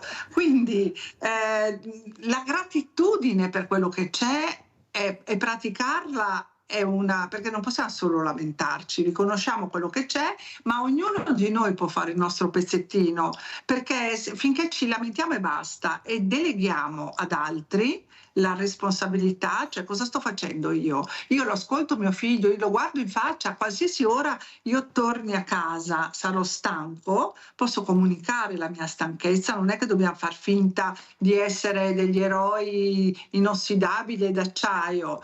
Se sono stanco, ci possiamo abbracciare, possiamo stare a raccontarci cosa abbiamo fatto oggi a scuola o al lavoro e dirci le cose, dire come stai, ma ascoltare veramente l'altro quando ci dice come sta e l'altro non lo sa come sta. Lei diceva il ragazzo non sapeva chi è e lì quando è che io scopro chi sono? Quando vado dentro di me e come ho scritto dentro di me c'è un posto bellissimo. È l'ultimo libro della dottoressa che voglio anche dirlo, ce l'ha almeno che lo vediamo, dottoressa, io non ho neppure la copertina, eccolo qua, no ce l'abbiamo.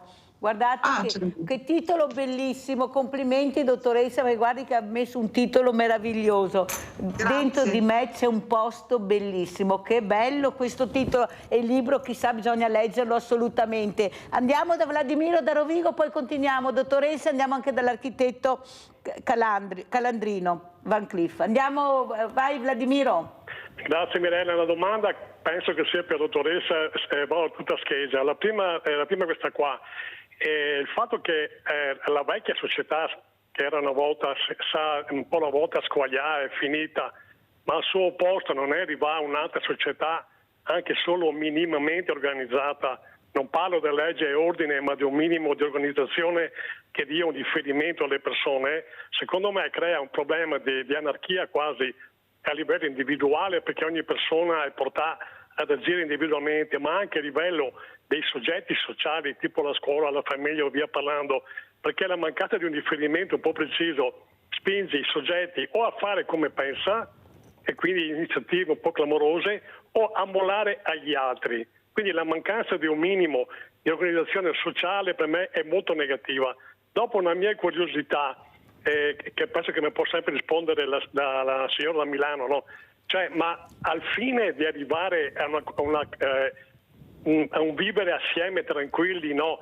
Tra uomo, donna, tra tutti i vari individui, questo peraltro giusta rivendicazione di tutte le libertà sessuali, le identità sessuali e via parlando così, che mi sembra che vada a sviare il discorso dalla ricerca di unità, ma addirittura per me va ad aumentare un po' la guerra tra gli individui. È utile a questo scopo, cioè a arrivare a eliminare il contrasto, la violenza nella società, o porta acqua a questo aspetto negativo? Cioè, non voglio contestare le libertà individuali, ognuno la sua, a me neanche mi interessa, quindi, però mi sembra che esacerbare, accentuare un po' troppo questo aspetto qua vada a portare via terreno invece a un discorso di maggiore coabitazione tra i vari individui nella società. Grazie per l'eventuale risposta, buongiorno. Grazie a te Vladimiro. Allora iniziamo appunto a rispondere con la dottoressa Van Cleef, Calandrino Van Cleef, e poi andiamo, scusate, con l'architetto. Prima rispondere con l'architetto Calandrino. Sì, architetto, ecco, ha una domanda anche per lei molto importante. Cosa vuol dire essere realizzati? Rispondiamo anche a Vladimiro. Lei si è realizzata quando tu riesci a capire, specialmente come figura femminile, che ti sei realizzata, vuol dire che hai centrato l'obiettivo, avevi guardato molto bene dentro di te, capire chi eri e cosa volevi, e ci sei riuscita, però anche con tanti sacrifici, ostacoli. Il sacrificio è fondamentale, cadere ma rialzarsi, ma bisogna avere anche qualcuno. Lei aveva la famiglia che nel momento che cadeva e si rialzava, lei aveva un qualcuno che la sorreggeva. Prego. Sì, anche se la cosa cosa buffa è che forse perché vengo da una famiglia di stampo olandese, loro non mi aiutavano a rialzarmi, anzi in qualche modo hanno anche osteggiato certe mie, come dire, volontà di appunto diventare una creativa, una designer, per delle paure. Tu per una figlia ovviamente vuoi il massimo, vuoi una stabilità economica, vuoi tutto, per cui non mi hanno aiutato e io non sono dell'idea è bello avere un supporto nella famiglia, ma invece come dire, una famiglia che ti mette anche, ti dà un anticipo di quello che sarà la società non ti aiuta, cioè la società non è, lo sappiamo, lei ne parla spesso e molto bene, la società non è un luogo dove noi troviamo un'assistenza, la società è un luogo dove noi ci dobbiamo fare in qualche modo spazio. Il fatto di aver avuto in famiglia un po' questa palestra dove mi sono dovuta fare spazio con ciò che avevo trovato dentro di me e che era un posto bellissimo ed era un mestiere bellissimo, che io avevo fin da piccola la voglia di trasformare i luoghi intorno a me. Questo mi ha dato una forza per andare avanti e loro sono poi stati molto felici. Io per 5 anni in università non gli ho neanche detto quando facevo un esame in università perché loro non mi ascoltavano, da questo punto di vista non erano d'accordo con me. Quando sono venuti il giorno della laurea erano le persone più felici del mondo perché hanno visto che nonostante la loro mancanza di appoggio io ero riuscita ad arrivare dove volevo e questo secondo me è un grande insegnamento. Poi da quel momento in poi ovviamente sono stati più che felici di vedermi crescere poi nel mio lavoro.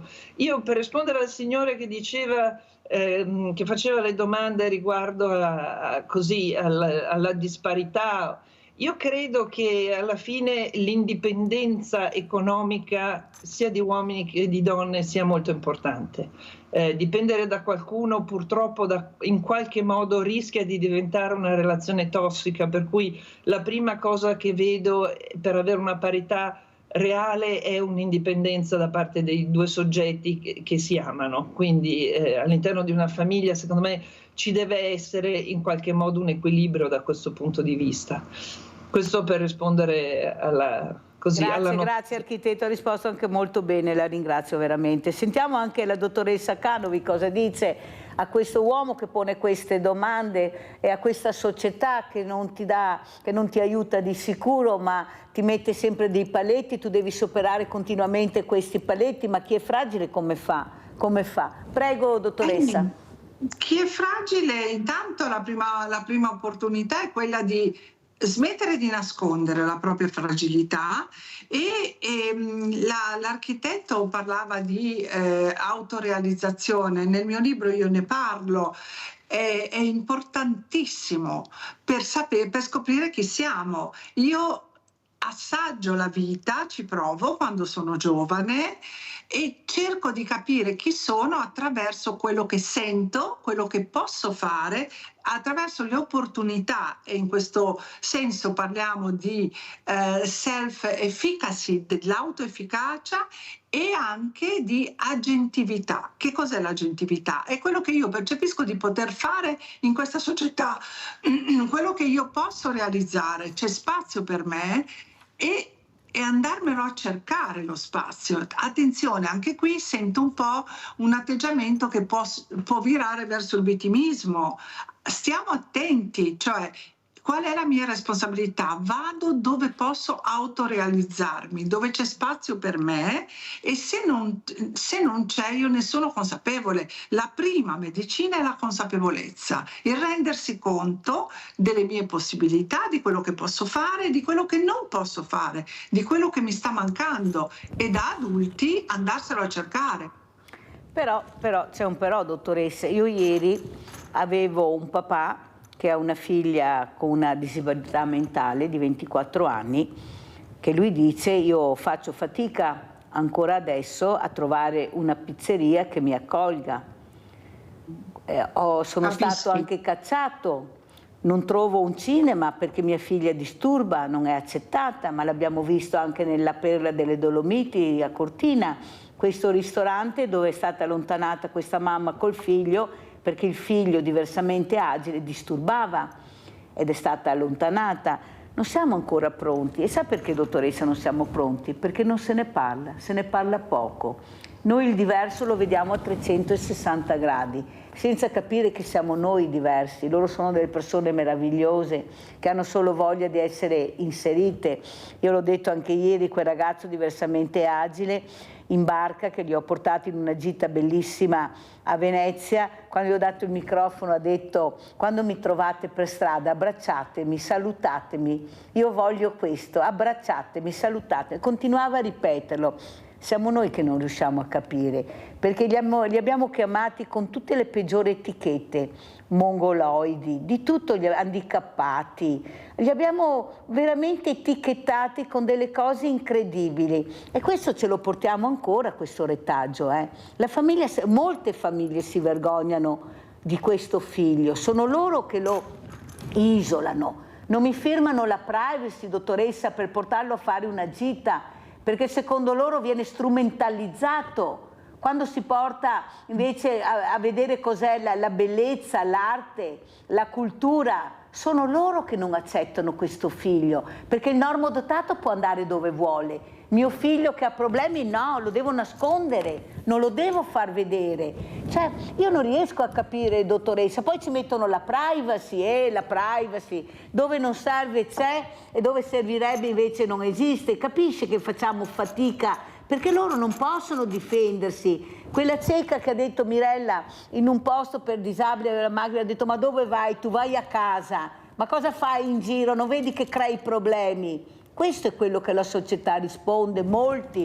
Il razzismo, guai parlare di razzismo qui nel profondo nord, non esiste, come che esiste. L'hanno detto i ragazzi, che io invito i ragazzi delle scuole, poi dopo di voi ne avrò altri perché io voglio ascoltare loro. E come esiste? Mi hanno detto: ha ragione, è vero. E l'ha detto una ragazza di colore, questo, una studentessa, e i loro amici hanno detto: è vero. Capisci che forse se li lasciamo parlare forse capiamo di più tante cose. Cosa dice, dottoressa? Abbiamo sostituito la performance alla nostra umanità. Il nostro obiettivo, se lei ci bada, è la performance. Dobbiamo performare una vita abbiente, una vita abile, una vita dove tutto viene così messo sotto gli occhi di tutti. Bisogna riuscire, bisogna performare, bisogna essere al top. E qui un'altra volta abbiamo lasciato indietro la nostra umanità. Tutto quello che lei dice è molto umano, si traspare in lei un'umanità che in molti invece non traspare, perché è stato sostituito dal voler fare bella figura, dal voler così essere perfetti, e tutto quello che non rientra in questa scatolina lo escludiamo, va eliminato, non vogliamo vedere. Però l'umanità, come lei diceva, è composta da tantissime sfumature. C'è chi ha una disabilità a livello emotivo, a livello pratico, a livello fisico, a livello mentale, ma non esiste solo chi sa performare. Inutile che fingiamo, questa perfezione non esiste. Noi siamo prigionieri di questa illusione, se lei ci fa caso. Tutti pensano di poter avere sotto controllo la vita. Ma dove? Ma dove il controllo? Abbiamo Stefano da Mantova, vediamo se riusciamo a parlare con Stefano questa mattina. Vai Stefano. Ciao Mirella. Ciao. Ascoltami.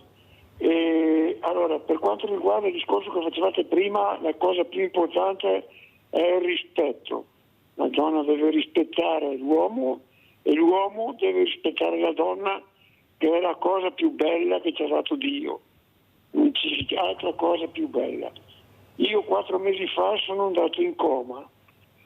Ho avuto una sanità a Mantova che mi ha tirato fuori da questa situazione qua. Mia moglie mi sta accudendo in una maniera fantastica, devo solo ringraziare lei. Stasera, dopo 4 mesi, forse me la sento, perché io ho quasi 70 anni, sono sempre stato uno che mi piace stare con la gente. Un mio amico mi viene a prendere e andiamo in discoteca un'altra volta. Che bello! Ecco, è una cosa, è riuscito, e stasera andiamo fuori. Però per quanto riguarda una cosa, nel rispetto, mia nonna era di Vivo d'Arzare, si chiamava Cavinato, aveva una donna stupenda, la cosa più bella che mi sia capitato nella vita dopo le figlie. Ma avevano, da quel paese lì, erano in 3 famiglie di 36 persone. Le 3 donne che accudivano la famiglia avevano un carattere fantastico. Comunque ci sentiamo qualche volta ancora, Mirella, ti ringrazio, però voi donne siete una spanna più degli uomini, ma dovete tirarlo fuori. Le mie nonne, anche se erano in quei periodi là, 50 anni fa, tiravano fuori il loro carattere. Grazie Stefano, un grande abbraccio, mi fa molto piacere, ecco, questa sera che vai a divertirti, ecco, pensate a vedere il buio e poi rivedere la luce, guardate che è una cosa bellissima. Forse se tanti uomini, dottoressa, facessero come fanno nella mia trasmissione, ho tantissimi uomini che chiamano, molti mi dicono ma come fai? Ma come fai a avere le telefonate tante volte di tanti uomini? Perché funziona così, funziona, non so il perché, dottoressa, non lo so. Però chiamano e si esprimono e dicono e poi ognuno a casa fa le proprie riflessioni. Però io vorrei ripartire con la dottoressa veramente Calandrino Van Cliff. Dottoressa, lei cosa vuole dire a questo uomo, ad esempio, o a quegli uomini che cercano di non capire, molti, di non capire invece questa creatività che c'è anche nella donna? Tu non puoi, l'ha detto lei, questo lavoro, insomma, questo lavoro non mi va perché facciamo ancora fatica ad accettare questa indipendenza che ha ottenuto con tante battaglie questa donna. Hanno detto che in Italia non abbiamo una rivoluzione, non è vero?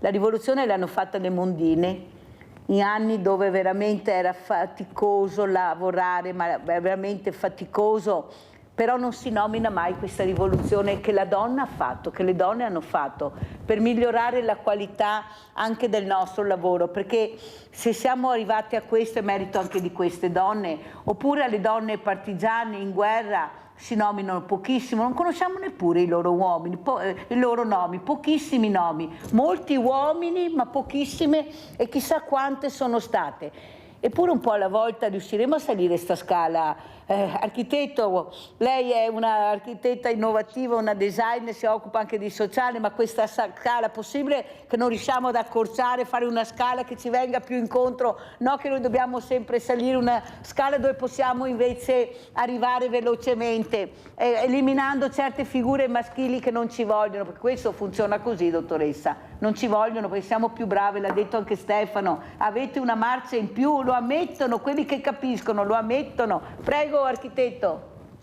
Sì, diciamo che la cosa che magari dispiace è che noi siamo ogni tanto relegate un po' al ruolo di chi con molta pazienza e un po' al buio deve riuscire a fare, come dire, un lavoro lento affinché poi in realtà le cose funzionino. Questo è un po' il lavoro delle formiche e invece poi il palco lo prende qualcun altro. Ma questo, vabbè, sembra essere un po' la storia dell'umanità, però le rivoluzioni le fanno spesso le formiche. Il territorio spesso è maggiormente influenzato dalla presenza delle formiche che non diciamo del singolo individuo che arriva e insomma e distrugge il terreno di qua e di là, per cui io credo in questo lavoro silenzioso o semisilenzioso. Ritengo importante continuare a fare network.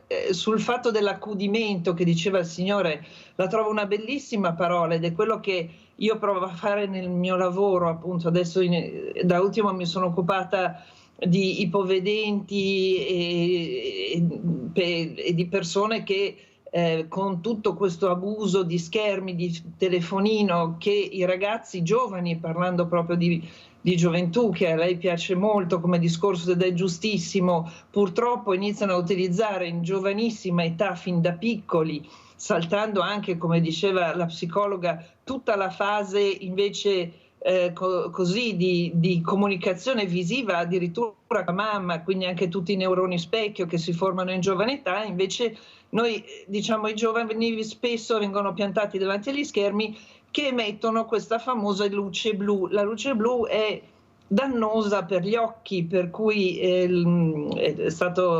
uno studio pubblicato, ci sono dati ANSA che dicono che nei prossimi 20 anni aumenteranno gli ipovedenti del 25%, contando che oggi sono 1,5 milioni, lei si rende conto che questa è un'emergenza sociale di cui nessuno parla o pochi. Sappiamo che il problema esiste, sappiamo che è in crescita, però non credo di essere io perché sono donna, però in qualche modo ho cercato con un progetto specifico di aggiustare il tiro di quella che sarà la società o la città di domani, che deve poter accogliere persone con ipovedenza. E non si tratta quindi solo di avere il museo che ha la targa in braille di fianco all'opera d'arte, ma si tratta poi di riuscire ad arrivarci fino a questo museo. Quindi bisogna costruire un mondo per i fragili e per chi non ha avuto la fortuna di avere una famiglia di supporto o che magari in realtà in qualche modo è diventato fragile per disabilità specifiche. Bisogna costruire un mondo più gentile per loro, perché un conto è dire la società non ti aiuta, ma quando la società ti ostacola, lì qualcuno deve intervenire. Poi se ritiene, poi la spiego meglio questo progetto. No, lo spieghi architetto, prego. Ah, ecco. No, nel senso che questo progetto nasce appunto da questa consapevolezza di questo aumento vertiginoso nei prossimi anni degli ipovedenti, e quindi dobbiamo pensare che un ipovedente non può, riferirsi solo a tecnologie esistenti e che deve indossare. Innanzitutto perché c'è una questione di dignità e di giustizia. Non è che un ipovedente deve trasformarsi in paperinic, mettersi cuffie, scarpe, cose che sono anche energivore. Bisogna che quando esce col suo bastone bianco possa trovare dei segnali per strada che lo aiutino ad avere quella che si chiama la mappa cognitiva, cioè che lo aiutino a sapere dove si trova e a essere indipendente sia da richieste verso terzi che magari non ci sono neanche in quel punto, ma anche da telefonini che non sentono o che magari hanno la batteria scarica e che sono i sistemi che esistono oggi e che quindi ti forzano in qualche modo a dover utilizzare la tecnologia. Invece con un sistema semplice di targhe tattili, cioè di etichette che si possono posizionare con una scritta in braille che ti dice in che luogo, in che via della città ti trovi, tu esci dal portone di casa tua e in assoluta autonomia col bastone basculante, visto che abbiamo la segnaletica stradale obbligatoria ovunque, tu trovi il palo, con la mano tu accarezzi il palo, tocchi il palo, senti in braille la scritta, cioè riesci a leggere dove ti trovi, e questo crea un'indipendenza e una sicurezza nell'ipovedente che non dipende più da nessuno. Non ha più il problema di dover ascoltare per strada, le strade sono anche rumorose. Io ho fatto un bellissimo percorso con una ipovedente della Lega del Filo d'Oro e con lei abbiamo fatto un tratto di Milano, siamo uscite dalla metropolitana e siamo andate in un locale. Facendo questo percorso lei è riuscita ad arrivare senza che io le dessi avevamo fatto una piccola zona dove c'erano queste targhe tattili, lei in perfetta autonomia è arrivata fino al locale e poi quando eravamo al locale ho chiesto al ristoratore di fare un menù in braille e lei mi ha detto finalmente, perché ad oggi lei ha sul telefonino un sistema che è quello che hanno tutti gli ipovedenti, per cui guarda il menù e il menù ripete ad alta voce quello che c'è scritto. Peccato che l'inquadratura del menù è quadrata, normalmente i menù sono rettangolari, quindi la scansione avviene di un pezzo di una frase, poi di un pezzo dell'altra, poi col rumore del locale, insomma per lei è impossibile leggere un menù e siamo proprio alla base di uno che ha una disabilità non del 100%, può muoversi, però senza qualcuno che l'aiuti ad arrivare a un ristorante a leggere un menù, da sola non se la cava.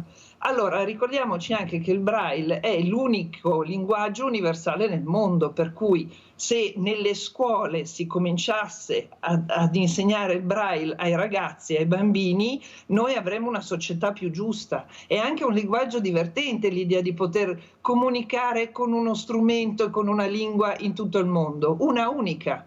L'unico, perché anche il linguaggio dei segni, che io inizialmente pensavo essere un linguaggio universale, poi ovviamente avendo a che fare col mondo degli ipovedenti ho scoperto che invece ci sono diverse lingue anche nel linguaggio dei segni, quindi il braille è proprio l'unico che abbiamo. Allora ripeto, bellissimo dotare i musei, tutto quello che noi possiamo andare a vedere con la targhetta in braille, ma tutto il percorso da casa e ritorno, la mia zona, la mia area dove vado a prendere il pane, dove vado a fare la spesa, ma potrò essere, anche se sono indipendente, se sono ipovedente, indipendente, non dover chiedere a qualcuno, ma proprio anche per un fatto di giustizia e di dignità personale.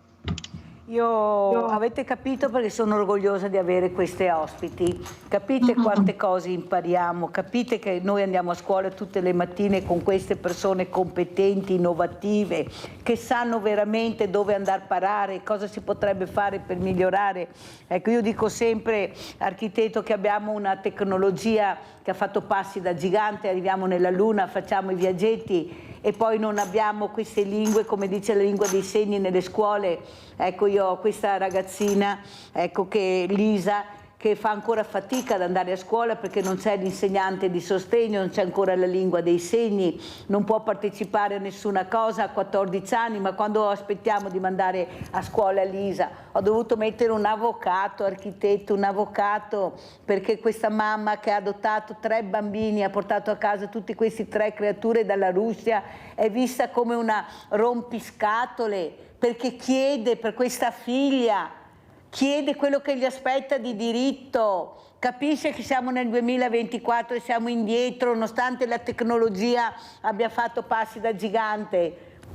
Perché non si investe su quello che si deve investire, sulle cose necessarie, questo è il problema che abbiamo. No, che non si può fare, non vogliono investire, regna solo la parola cemento e business, questo regna in Italia purtroppo, altro che gli aiuti alle famiglie, alle persone veramente che avrebbero bisogno di supporti, che sono le nostre fragilità. Stipendi che sono a 1.200 euro, pensioni a 500 euro, che se non ci fosse il mondo del volontariato che dà da mangiare, che aiuta, che li veste, non so cosa farebbero, che mette i pezzi dove la politica non riesce a metterli, perché non vuole, no perché non può, perché non vuole, perché non gli interessa. Non gli interessa la fragilità, il povero. 6 milioni di poveri, sono famiglie con 2 stipendi che non riescono ad arrivare a fine mese. Questa è la realtà che io vedo, ma guai a parlarne, ci mancherebbe. L'architetto, io veramente la ringrazio anche per questa performance che ha fatto in ultima, per capire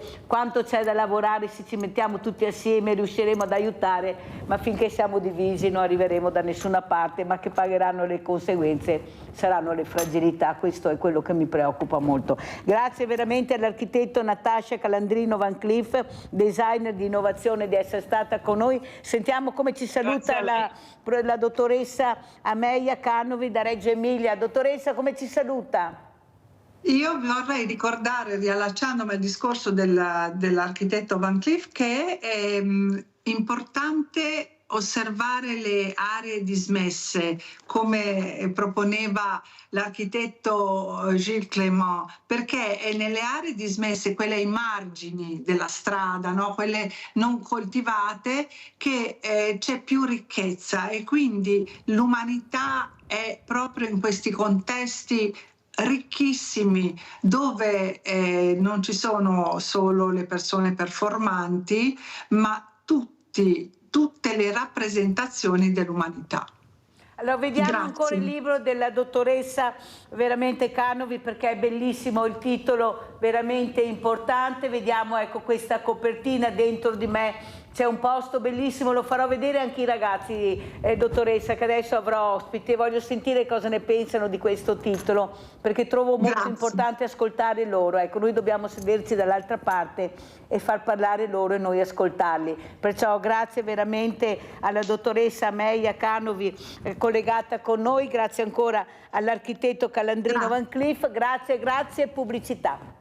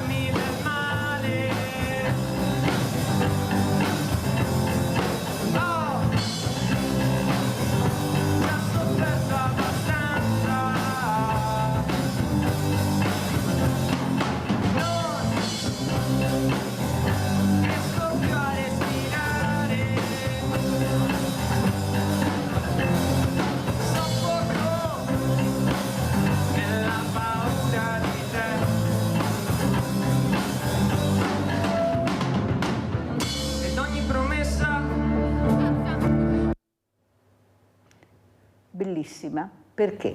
Perché l'hanno scritta i ragazzi, questa canzone, Paura di te, con questa panchina rossa. Eccoli qua, i miei ragazzi, che ringrazio sempre questa dirigente, la professoressa Artese, per avere questa sensibilità di capire che è tempo che ascoltiamo anche questi ragazzi. Vedete che sono di creativi, l'ho detto prima, con la psicologa che avevo ospite, forse se lasciamo più spazio, diventare protagonisti, come stanno facendo in questa scuola a Sansovino, forse loro ci faranno capire molte cose. Allora, perché questo titolo? E lo chiedo a Luca Soldan, che ha scritto queste parole bellissime. Ecco, da dove è nata questa canzone, queste parole, come ti sono venute? Paura di te, comunque è un titolo molto diretto, cioè che faceva capire il messaggio della canzone, e l'abbiamo scritta perché dovevamo fare una canzone che riguardasse un tema importante, comunque che fosse trattato anche a scuola, e abbiamo scelto quello della violenza sulle donne. E appunto poi la canzone parla in termini molto generali, perché io che l'ho scritta comunque volevo anche che potesse riguardare, comunque far sentire capite il maggior numero di persone possibile. E comunque il messaggio penso sia abbastanza questo chiaro. Titolo fa riflettere, Luca. Paura di te, cos'è la paura per te? Per te ragazzo, per te figura maschile? È un qualcosa che blocca magari a volte e non permette di andare oltre e raggiungere qualcosa. Non riesce a superare l'asticella, questo ostacolo. E secondo te come mai questa violenza, soprattutto da parte di uomini, di figure maschili, ragazzi, uomini, verso questa fragilità? Perché fisicamente voi siete più forti, non c'è niente da fare. Come ti spieghi tutta questa rabbia, questa aggressività solo perché magari lei è più brava di te, lei è più socievole, lei è più amata di te? Cos'è secondo te questa rabbia che veramente avvolge questa persona, che può esplodere in 70 connellate, sfigurarla? Secondo te cosa vorresti dire a questi ragazzi? Penso che comunque questi comportamenti, guarda siano motivati da una poca conoscenza di sé e anche degli altri, e quindi per arrivare a fare questo significa che queste persone non hanno nessun altro mezzo per potersi sfogare, e quindi arrivano a queste cose estreme.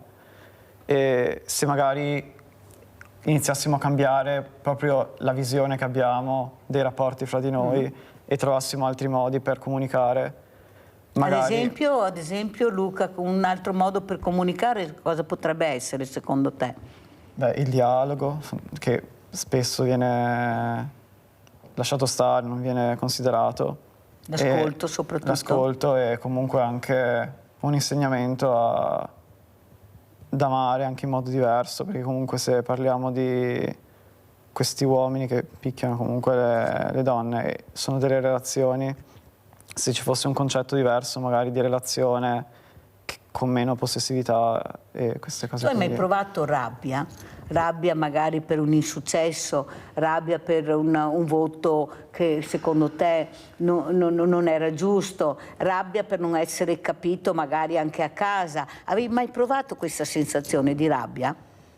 È difficile definire la rabbia, perché comunque sì, dipende quanto peso si vuole dare a questa parola, perché la rabbia, se si considera la parola, dovrebbe essere, cioè spesso comunque sottovalutiamo i termini che usiamo, quindi rabbia penso sia una cosa molto estrema, che cioè per un brutto voto per me non c'è una rabbia, c'è più che altro una delusione al massimo e poi un desiderio di fare meglio, però per arrivare alla rabbia credo che comunque, cioè io personalmente non mi sento così spesso arrabbiato a questi livelli. Ma di natura tu ti senti fragile o ti senti forte? Proprio una persona che riesce a reagire nonostante, come hai detto tu, le delusioni. Chi è che non ha la delusione?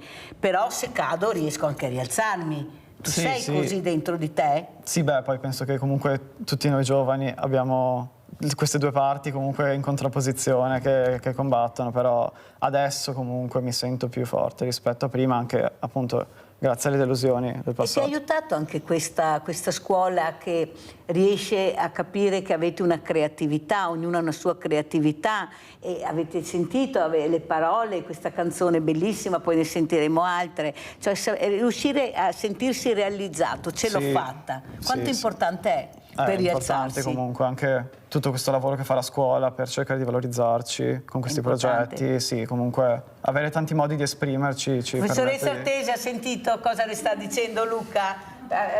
Bisogna lasciarli parlare, loro avete capito che bravi sono. Allora sentiamo anche questa giovane donna, Noemi Grigio. Cosa dici tu, Noemi, invece, questa donna che cade, che continua a cadere e che molte non si rialzano più? Ecco, questo ragazzo, ad esempio Luca, che dice ma la rabbia bisogna interpretarla, bisogna capire, ecco, forse manca la prevenzione, un qualcuno che ascolti questo disagio che inizia un po' alla volta e poi esplode, i segnali ci sono. Ecco, questa Giulia che parlava alle amiche, Noemi, che sapevano di questo ragazzo, però le amiche non parlavano, non avevano il coraggio di andare oltre, di farla aiutare. Secondo te, ecco, è così difficile parlare, farsi capire in famiglia, a scuola, che hai questo problema? Beh, chiaramente anche per esperienze personali parlare dei propri problemi non è poi così semplice, e difatti molte persone si chiudono in se stesse o comunque non trovano il coraggio di parlare anche in famiglia perché possono sentirsi non capite, però in realtà è solo una questione mentale, perché i problemi vanno superati assieme, perché se uno non riesce a farlo da solo c'è bisogno di un aiuto da parte di qualcuno. Quel qualcuno dove lo trovate, Noemi? Beh, si può trovare in un amico che ci sta vicino o in qualcuno di più esperto, come per esempio gli psicologi, che sono una figura importante per molte persone perché aiutano a superare determinate fasi o problemi che comunemente un amico non riuscirebbe ad aiutare.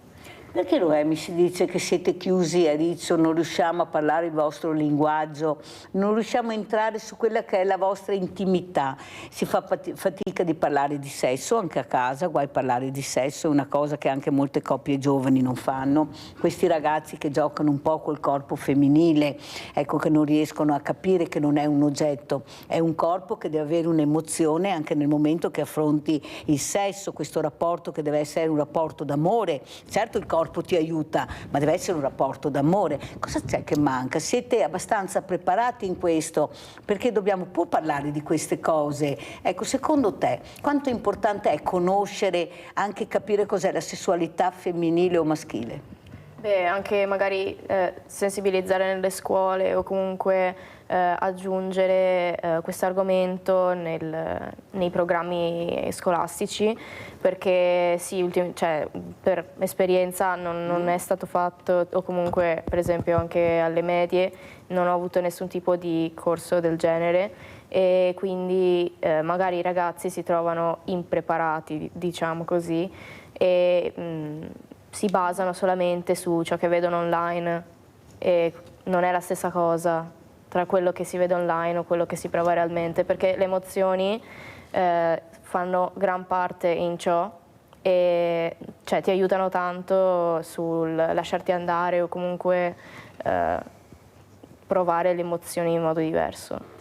Perciò voi avreste anche piacere di conoscere questa sessualità, analizzarla con gli esperti, capire fin dove si può arrivare, ecco, dove c'è un limite, ma deve esserci sempre la parola amore. Deve esserci sempre questo. Quanto importante è per voi, ecco, parlo in generale naturalmente, adesso sentiamo te, poi sentiamo anche Luca, ecco, iniziare anche a capire di valorizzare questo corpo umano, questo rapporto che c'è, che è un rapporto di sesso, ma è un rapporto d'amore, perché devi emozionarti, non devi vivere questo rapporto solo perché vuoi capire come si fa. Beh, vado a vedere e imparo come si fa e lo faccio, qual è il problema? Deve essere più un rapporto d'amore. Cosa dici, Luca? Secondo me comunque c'è il sesso, nel senso è la parte finale, però comunque c'è un lavoro sulle emozioni da fare prima, e fin da piccoli comunque dovremmo cominciare a capire meglio tutte le emozioni, anche l'amore, e comunque imparare a capire che cosa significa amare e realizzare che comunque non è solo quello l'obiettivo, cioè nel senso che quella magari potrebbe essere una parte, però se non capiamo prima cosa significa affezionarsi a qualcuno, prendersene cura, rispettarlo, poi tutto il resto è inutile, quindi sì, bisognerebbe fin da subito comunque iniziare a lavorare sulle emozioni per poi magari parlare anche di sessualità e Che tutto bello, il resto. lavorare sulle emozioni, bellissima questa cosa. Ascolta Luca, e quanto amore c'è dentro di voi e quanto bisogno di essere amati c'è? Penso che vari da persona a persona, comunque tutti quanti abbiamo bisogno di affetto e amore e ognuno di noi lo trova in quello che può, in quello che ha, e spesso magari non realizziamo da dove ci arriva questo amore, perché se pensiamo solamente anche alla famiglia o alle persone che frequentiamo ogni giorno, magari non ci sentiamo amati e invece cioè, l'amore non è solamente quello, per esempio, del partner o dei migliori amici, cioè comunque ci sono diverse fonti. L'amore a e 360 bisogna cercare gradi. di capire e attingere da più possibile ciò che sia. Sentiamo anche Noemi, quanto bisogno d'amore c'è, di essere amati, di essere veramente protetti con questo amore che ti circonda. Io ho avuto un ragazzo, sai Noemi, che mi ha detto, sai Mirella, mia mamma quando esco di casa non mi abbraccia mai, mi chiede solo, hai fatto il letto, hai messo tutta la roba nello zaino, non mi dà mai un abbraccio ed è quello che io vorrei. È importante per voi ricevere questo abbraccio, sapere che tu hai questa figura che ti puoi appoggiare anche nei momenti più difficili? Sicuramente la figura del genitore è una figura molto importante ed è la prima che ci fornisce la prima forma di affetto e di amore, perché avendoci aspettati per tanto tempo è una cosa bellissima ricevere un abbraccio, un complimento o comunque essere parte dell'amore che i genitori ci danno. E io credo che se certi genitori non lo fanno nei confronti dei loro figli, magari il figlio potrebbe anche farlo presente o comunque, cioè, io personalmente ho un buon rapporto con i miei genitori, cioè siamo una famiglia normalissima che si dà affetto a vicenda. C'è un dialogo, come dice Luca. Esatto. Quanto importante è sapere che c'è un dialogo in famiglia? Scusa se corro Noemi, ma sai che le domande sono tante. Cioè, è molto importante perché se magari c'è un piccolo disguido, parlarne assieme si può risolvere subito, quindi... Perché secondo te Giulia, le tante Giulie, non hanno parlato proprio in casa? Eppure era una famiglia accogliente, aveva un fratello, una sorella, che avevano intuito qualcosa, ma non sapevano. Perché c'è questa difficoltà nel dire il disagio nel quale ti trovi, la vergogna di ammettere che tu hai un disagio? Cosa è successo secondo te, Noemi? Potrebbe aver avuto paura di non essere compresa per ciò che le stava accadendo, perché può capitare che magari sei in una situazione non scomoda e sì, parlare di queste cose, cioè, dà fastidio anche a te stessa perché ti senti in colpa di appesantire le altre persone con i problemi tuoi, però in realtà dovresti farlo per te stesso. E ancora esce la parola paura. Vedi questa canzone che ha scritto Luca che è importante, paura di te. Io ho paura di te, però nello stesso tempo non riesco a pensare che tu mi darai 70 coltellate, non riesco a pensare questo di te. Ho paura di te, lo so che hai esagerato, però questa paura me la tengo dentro. Ecco, forse Noemi, noi dobbiamo donne capire forse che c'è un'asticella che quando qualcuno la sorpassa dobbiamo fermarli noi. Ecco, raccontando che siamo sempre noi purtroppo poi che ci rimettiamo e questo è molto brutto. Perciò dobbiamo capire che dobbiamo confidarci di più. Voi siete in grado di fare questo, loro sono in grado di fare questo. Io sono convinta che voi cambierete il mondo, sono convintissima perché siete bravi, siete sensibili. Il problema è che bisogna ascoltarvi di più. Sentiamo la seconda canzone con un titolo anche questo bellissimo che si intitola Vietato morire. Vietato morire. Sentite che bello. Andiamo a sentirla.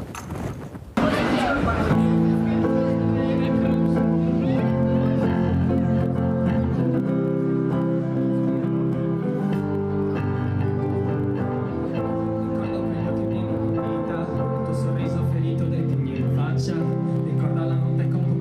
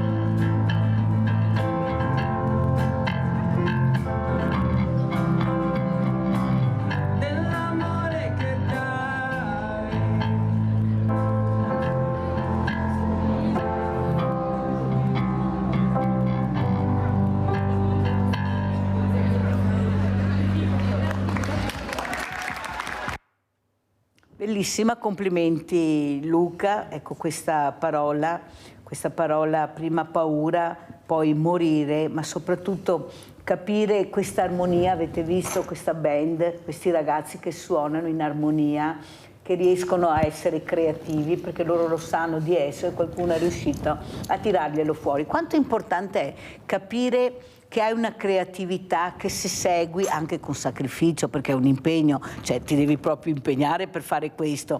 Lo studio e quello che è la passione, secondo te si possono abbinare? Perché io, specialmente i normodotati, che io penso, Luca, che quando queste persone escono al mattino e ne hanno di problemi, barriere architettoniche, e non sai mai cosa succederà perché non hai le strutture che ti accolgono, eppure riescono a portare a casa medaglie, superano i normodotati e riescono ad abbinare studio, sport, lavoro, sport, e ci sono nel pezzo. Secondo te, ecco, queste fragilità che riescono a superare se stessi e raggiungere l'obiettivo, quanto importante è per voi vedere queste figure?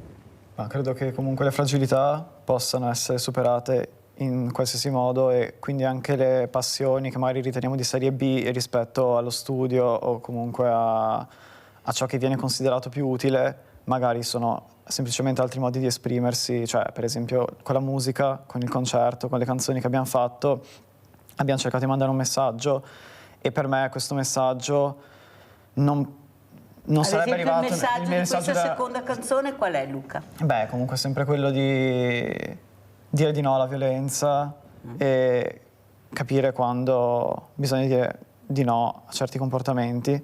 E la musica comunque è un modo diverso di esprimersi rispetto magari a un qualcosa di scritto, perché le parole cantate arrivano in maniera diversa, e quindi per me questa cosa qui ha la stessa importanza di un buon risultato a scuola o nello sport, perché comunque sono tutti modi diversi di far arrivare le cose e ogni persona poi può interpretarli come vuole. Però è un buon risultato, sono riuscito, ho avuto un buon risultato. Complimenti Luca. Sentiamo anche Noemi Grigio. Cosa dici, Noemi? Ecco, raggiungere un buon risultato, sapere che ti è comportato tanto sacrificio, impegno, però l'hai raggiunto, vuol dire ricaricarsi per un'altra sfida? Sicuramente sì, perché raggiungere un obiettivo è come sentirsi realizzati, e quindi per esempio anche a scuola ti impegni tanto e poi magari prendi un voto che non era quello che ti aspettavi, allora lì ti senti un po' demoralizzato perché dici cavoli, mi sono impegnato tanto ma non ho raggiunto il mio obiettivo, la prossima volta però mi impegnerò di più, proverò a fare meglio. Quindi sicuramente una volta raggiunto un obiettivo sei ancora più propenso a raggiungere un altro, magari ancora più superiore in confronto a quello che hai già realizzato. Allora io adesso saluto Noemi Grigio, faccio entrare Giulia Perissinotto, però ascoltiamo questa ultima canzone che hanno scritto, la prof dice che è bellissima e noi l'ascoltiamo allora.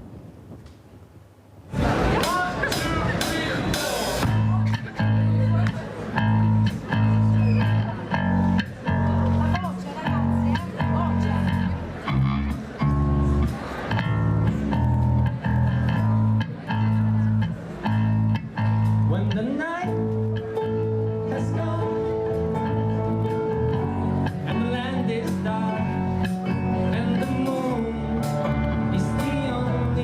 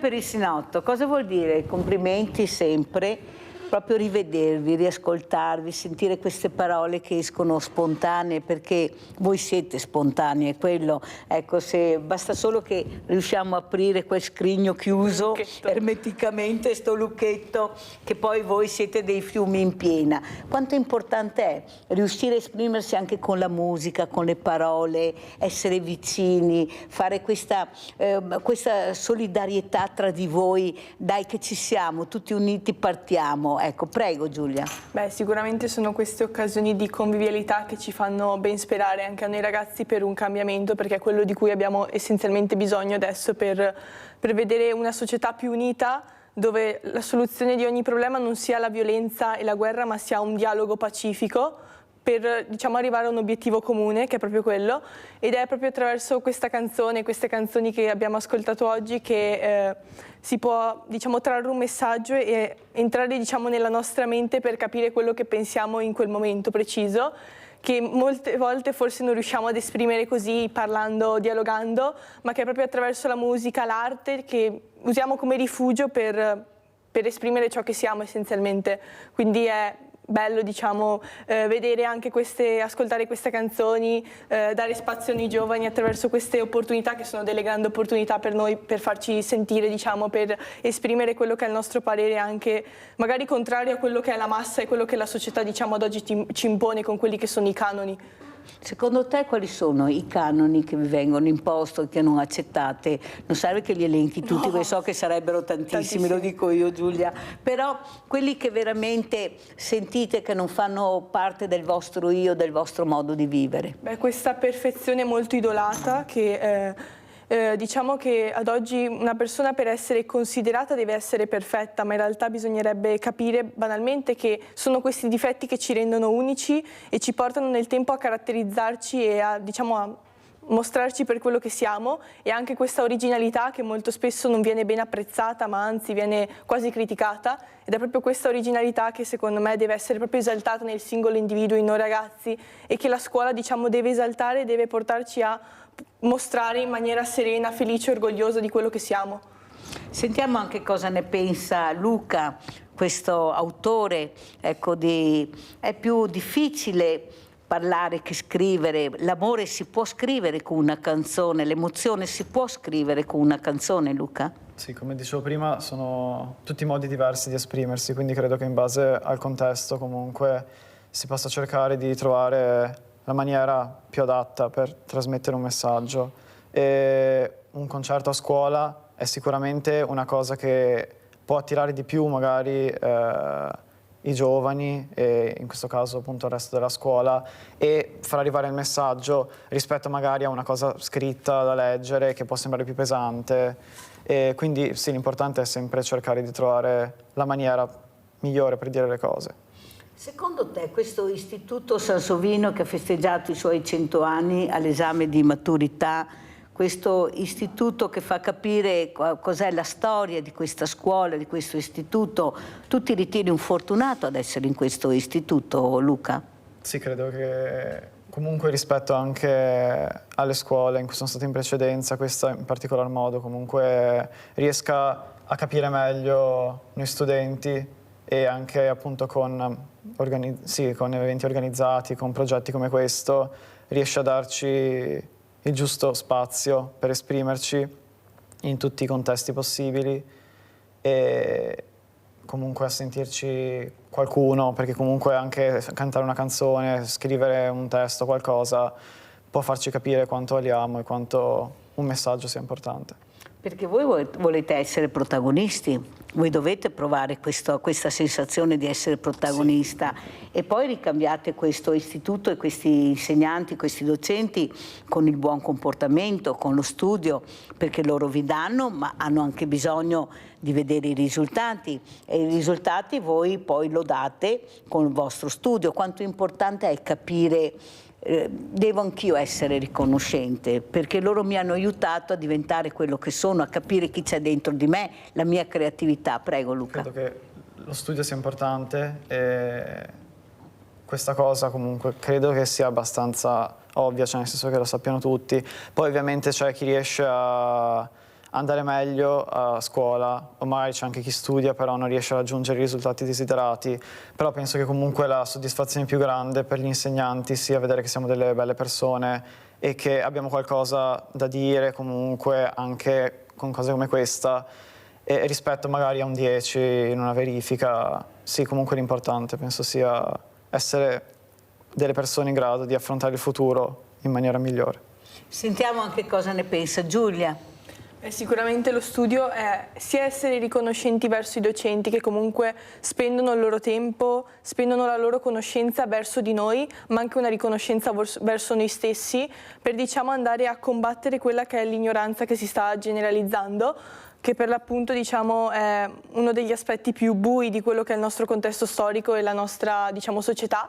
E quindi sì, lo studio è fondamentale per quanto mi riguarda, per quanto riguarda l'ampliare le conoscenze, il sapersi comportare anche con il prossimo. E quindi, come ha detto Luca, sì, i docenti sono sicuramente soddisfatti di quello che è il nostro lavoro se ci impegniamo, perché comunque è da riconoscere che l'impegno fa tanto nella scuola, ed è molto più apprezzato secondo me l'impegno che ci si mette rispetto per l'appunto che un buon voto preso magari, non so, per fortuna di quel giorno.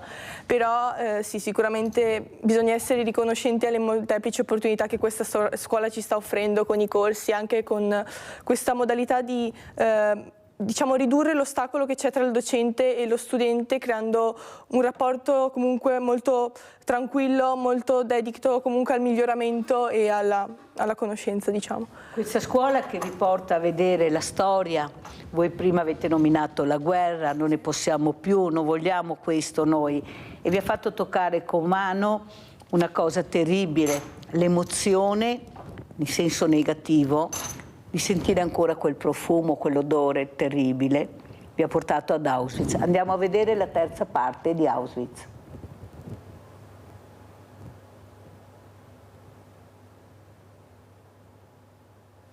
Le razioni alimentari sono misere, mentre la fame diventa un compagno costante, avvilendo la forza e le speranze. Le condizioni di lavoro sono disumane. La disumanizzazione dei prigionieri è un obiettivo chiave del regime nazista. Uniformi a righe, rasature forzate e i numeri tatuati sui bracci cancellano la loro identità. Ogni uomo e ogni donna è ridotto a un semplice numero, trasformato in uno strumento di lavoro, in un oggetto privo di valore umano. Le punizioni per chi non obbedisce sono brutali. Bastonate, torture fisiche e umiliazioni quotidiane sono la norma. Il terrore si fa strategia per mantenere il controllo su un'umanità già ferita. Ogni giorno è una lotta contro la paura costante. Le celle di punizione, conosciute come celle del silenzio, sono stanze buie e anguste, dove i prigionieri vengono rinchiusi per giorni, privati di cibo e acqua, e rappresentano un tormento psicologico e fisico, progettato per spezzare anche il più forte degli spiriti. Le torture fisiche si manifestano anche attraverso esperimenti medici inumani, condotti da medici come Joseph Rudolf Mengele. I prigionieri diventano cavie per teste su farmaci e procedure chirurgiche, spesso senza anestesia. Le sofferenze inflitte sono inimmaginabili, lasciando segni indelebili nelle loro vite. Il muro del pianto si erge come un triste monumento alla brutalità del regime. Qui i prigionieri vengono fucilati in pubblico, come monitore per chi osa opporsi. La paura della morte è sempre presente. Ciò crea un'atmosfera di angoscia e disperazione. Molti assistono impotenti all'esecuzione di amici e familiari, traumatizzati da una violenza che non conosce limiti.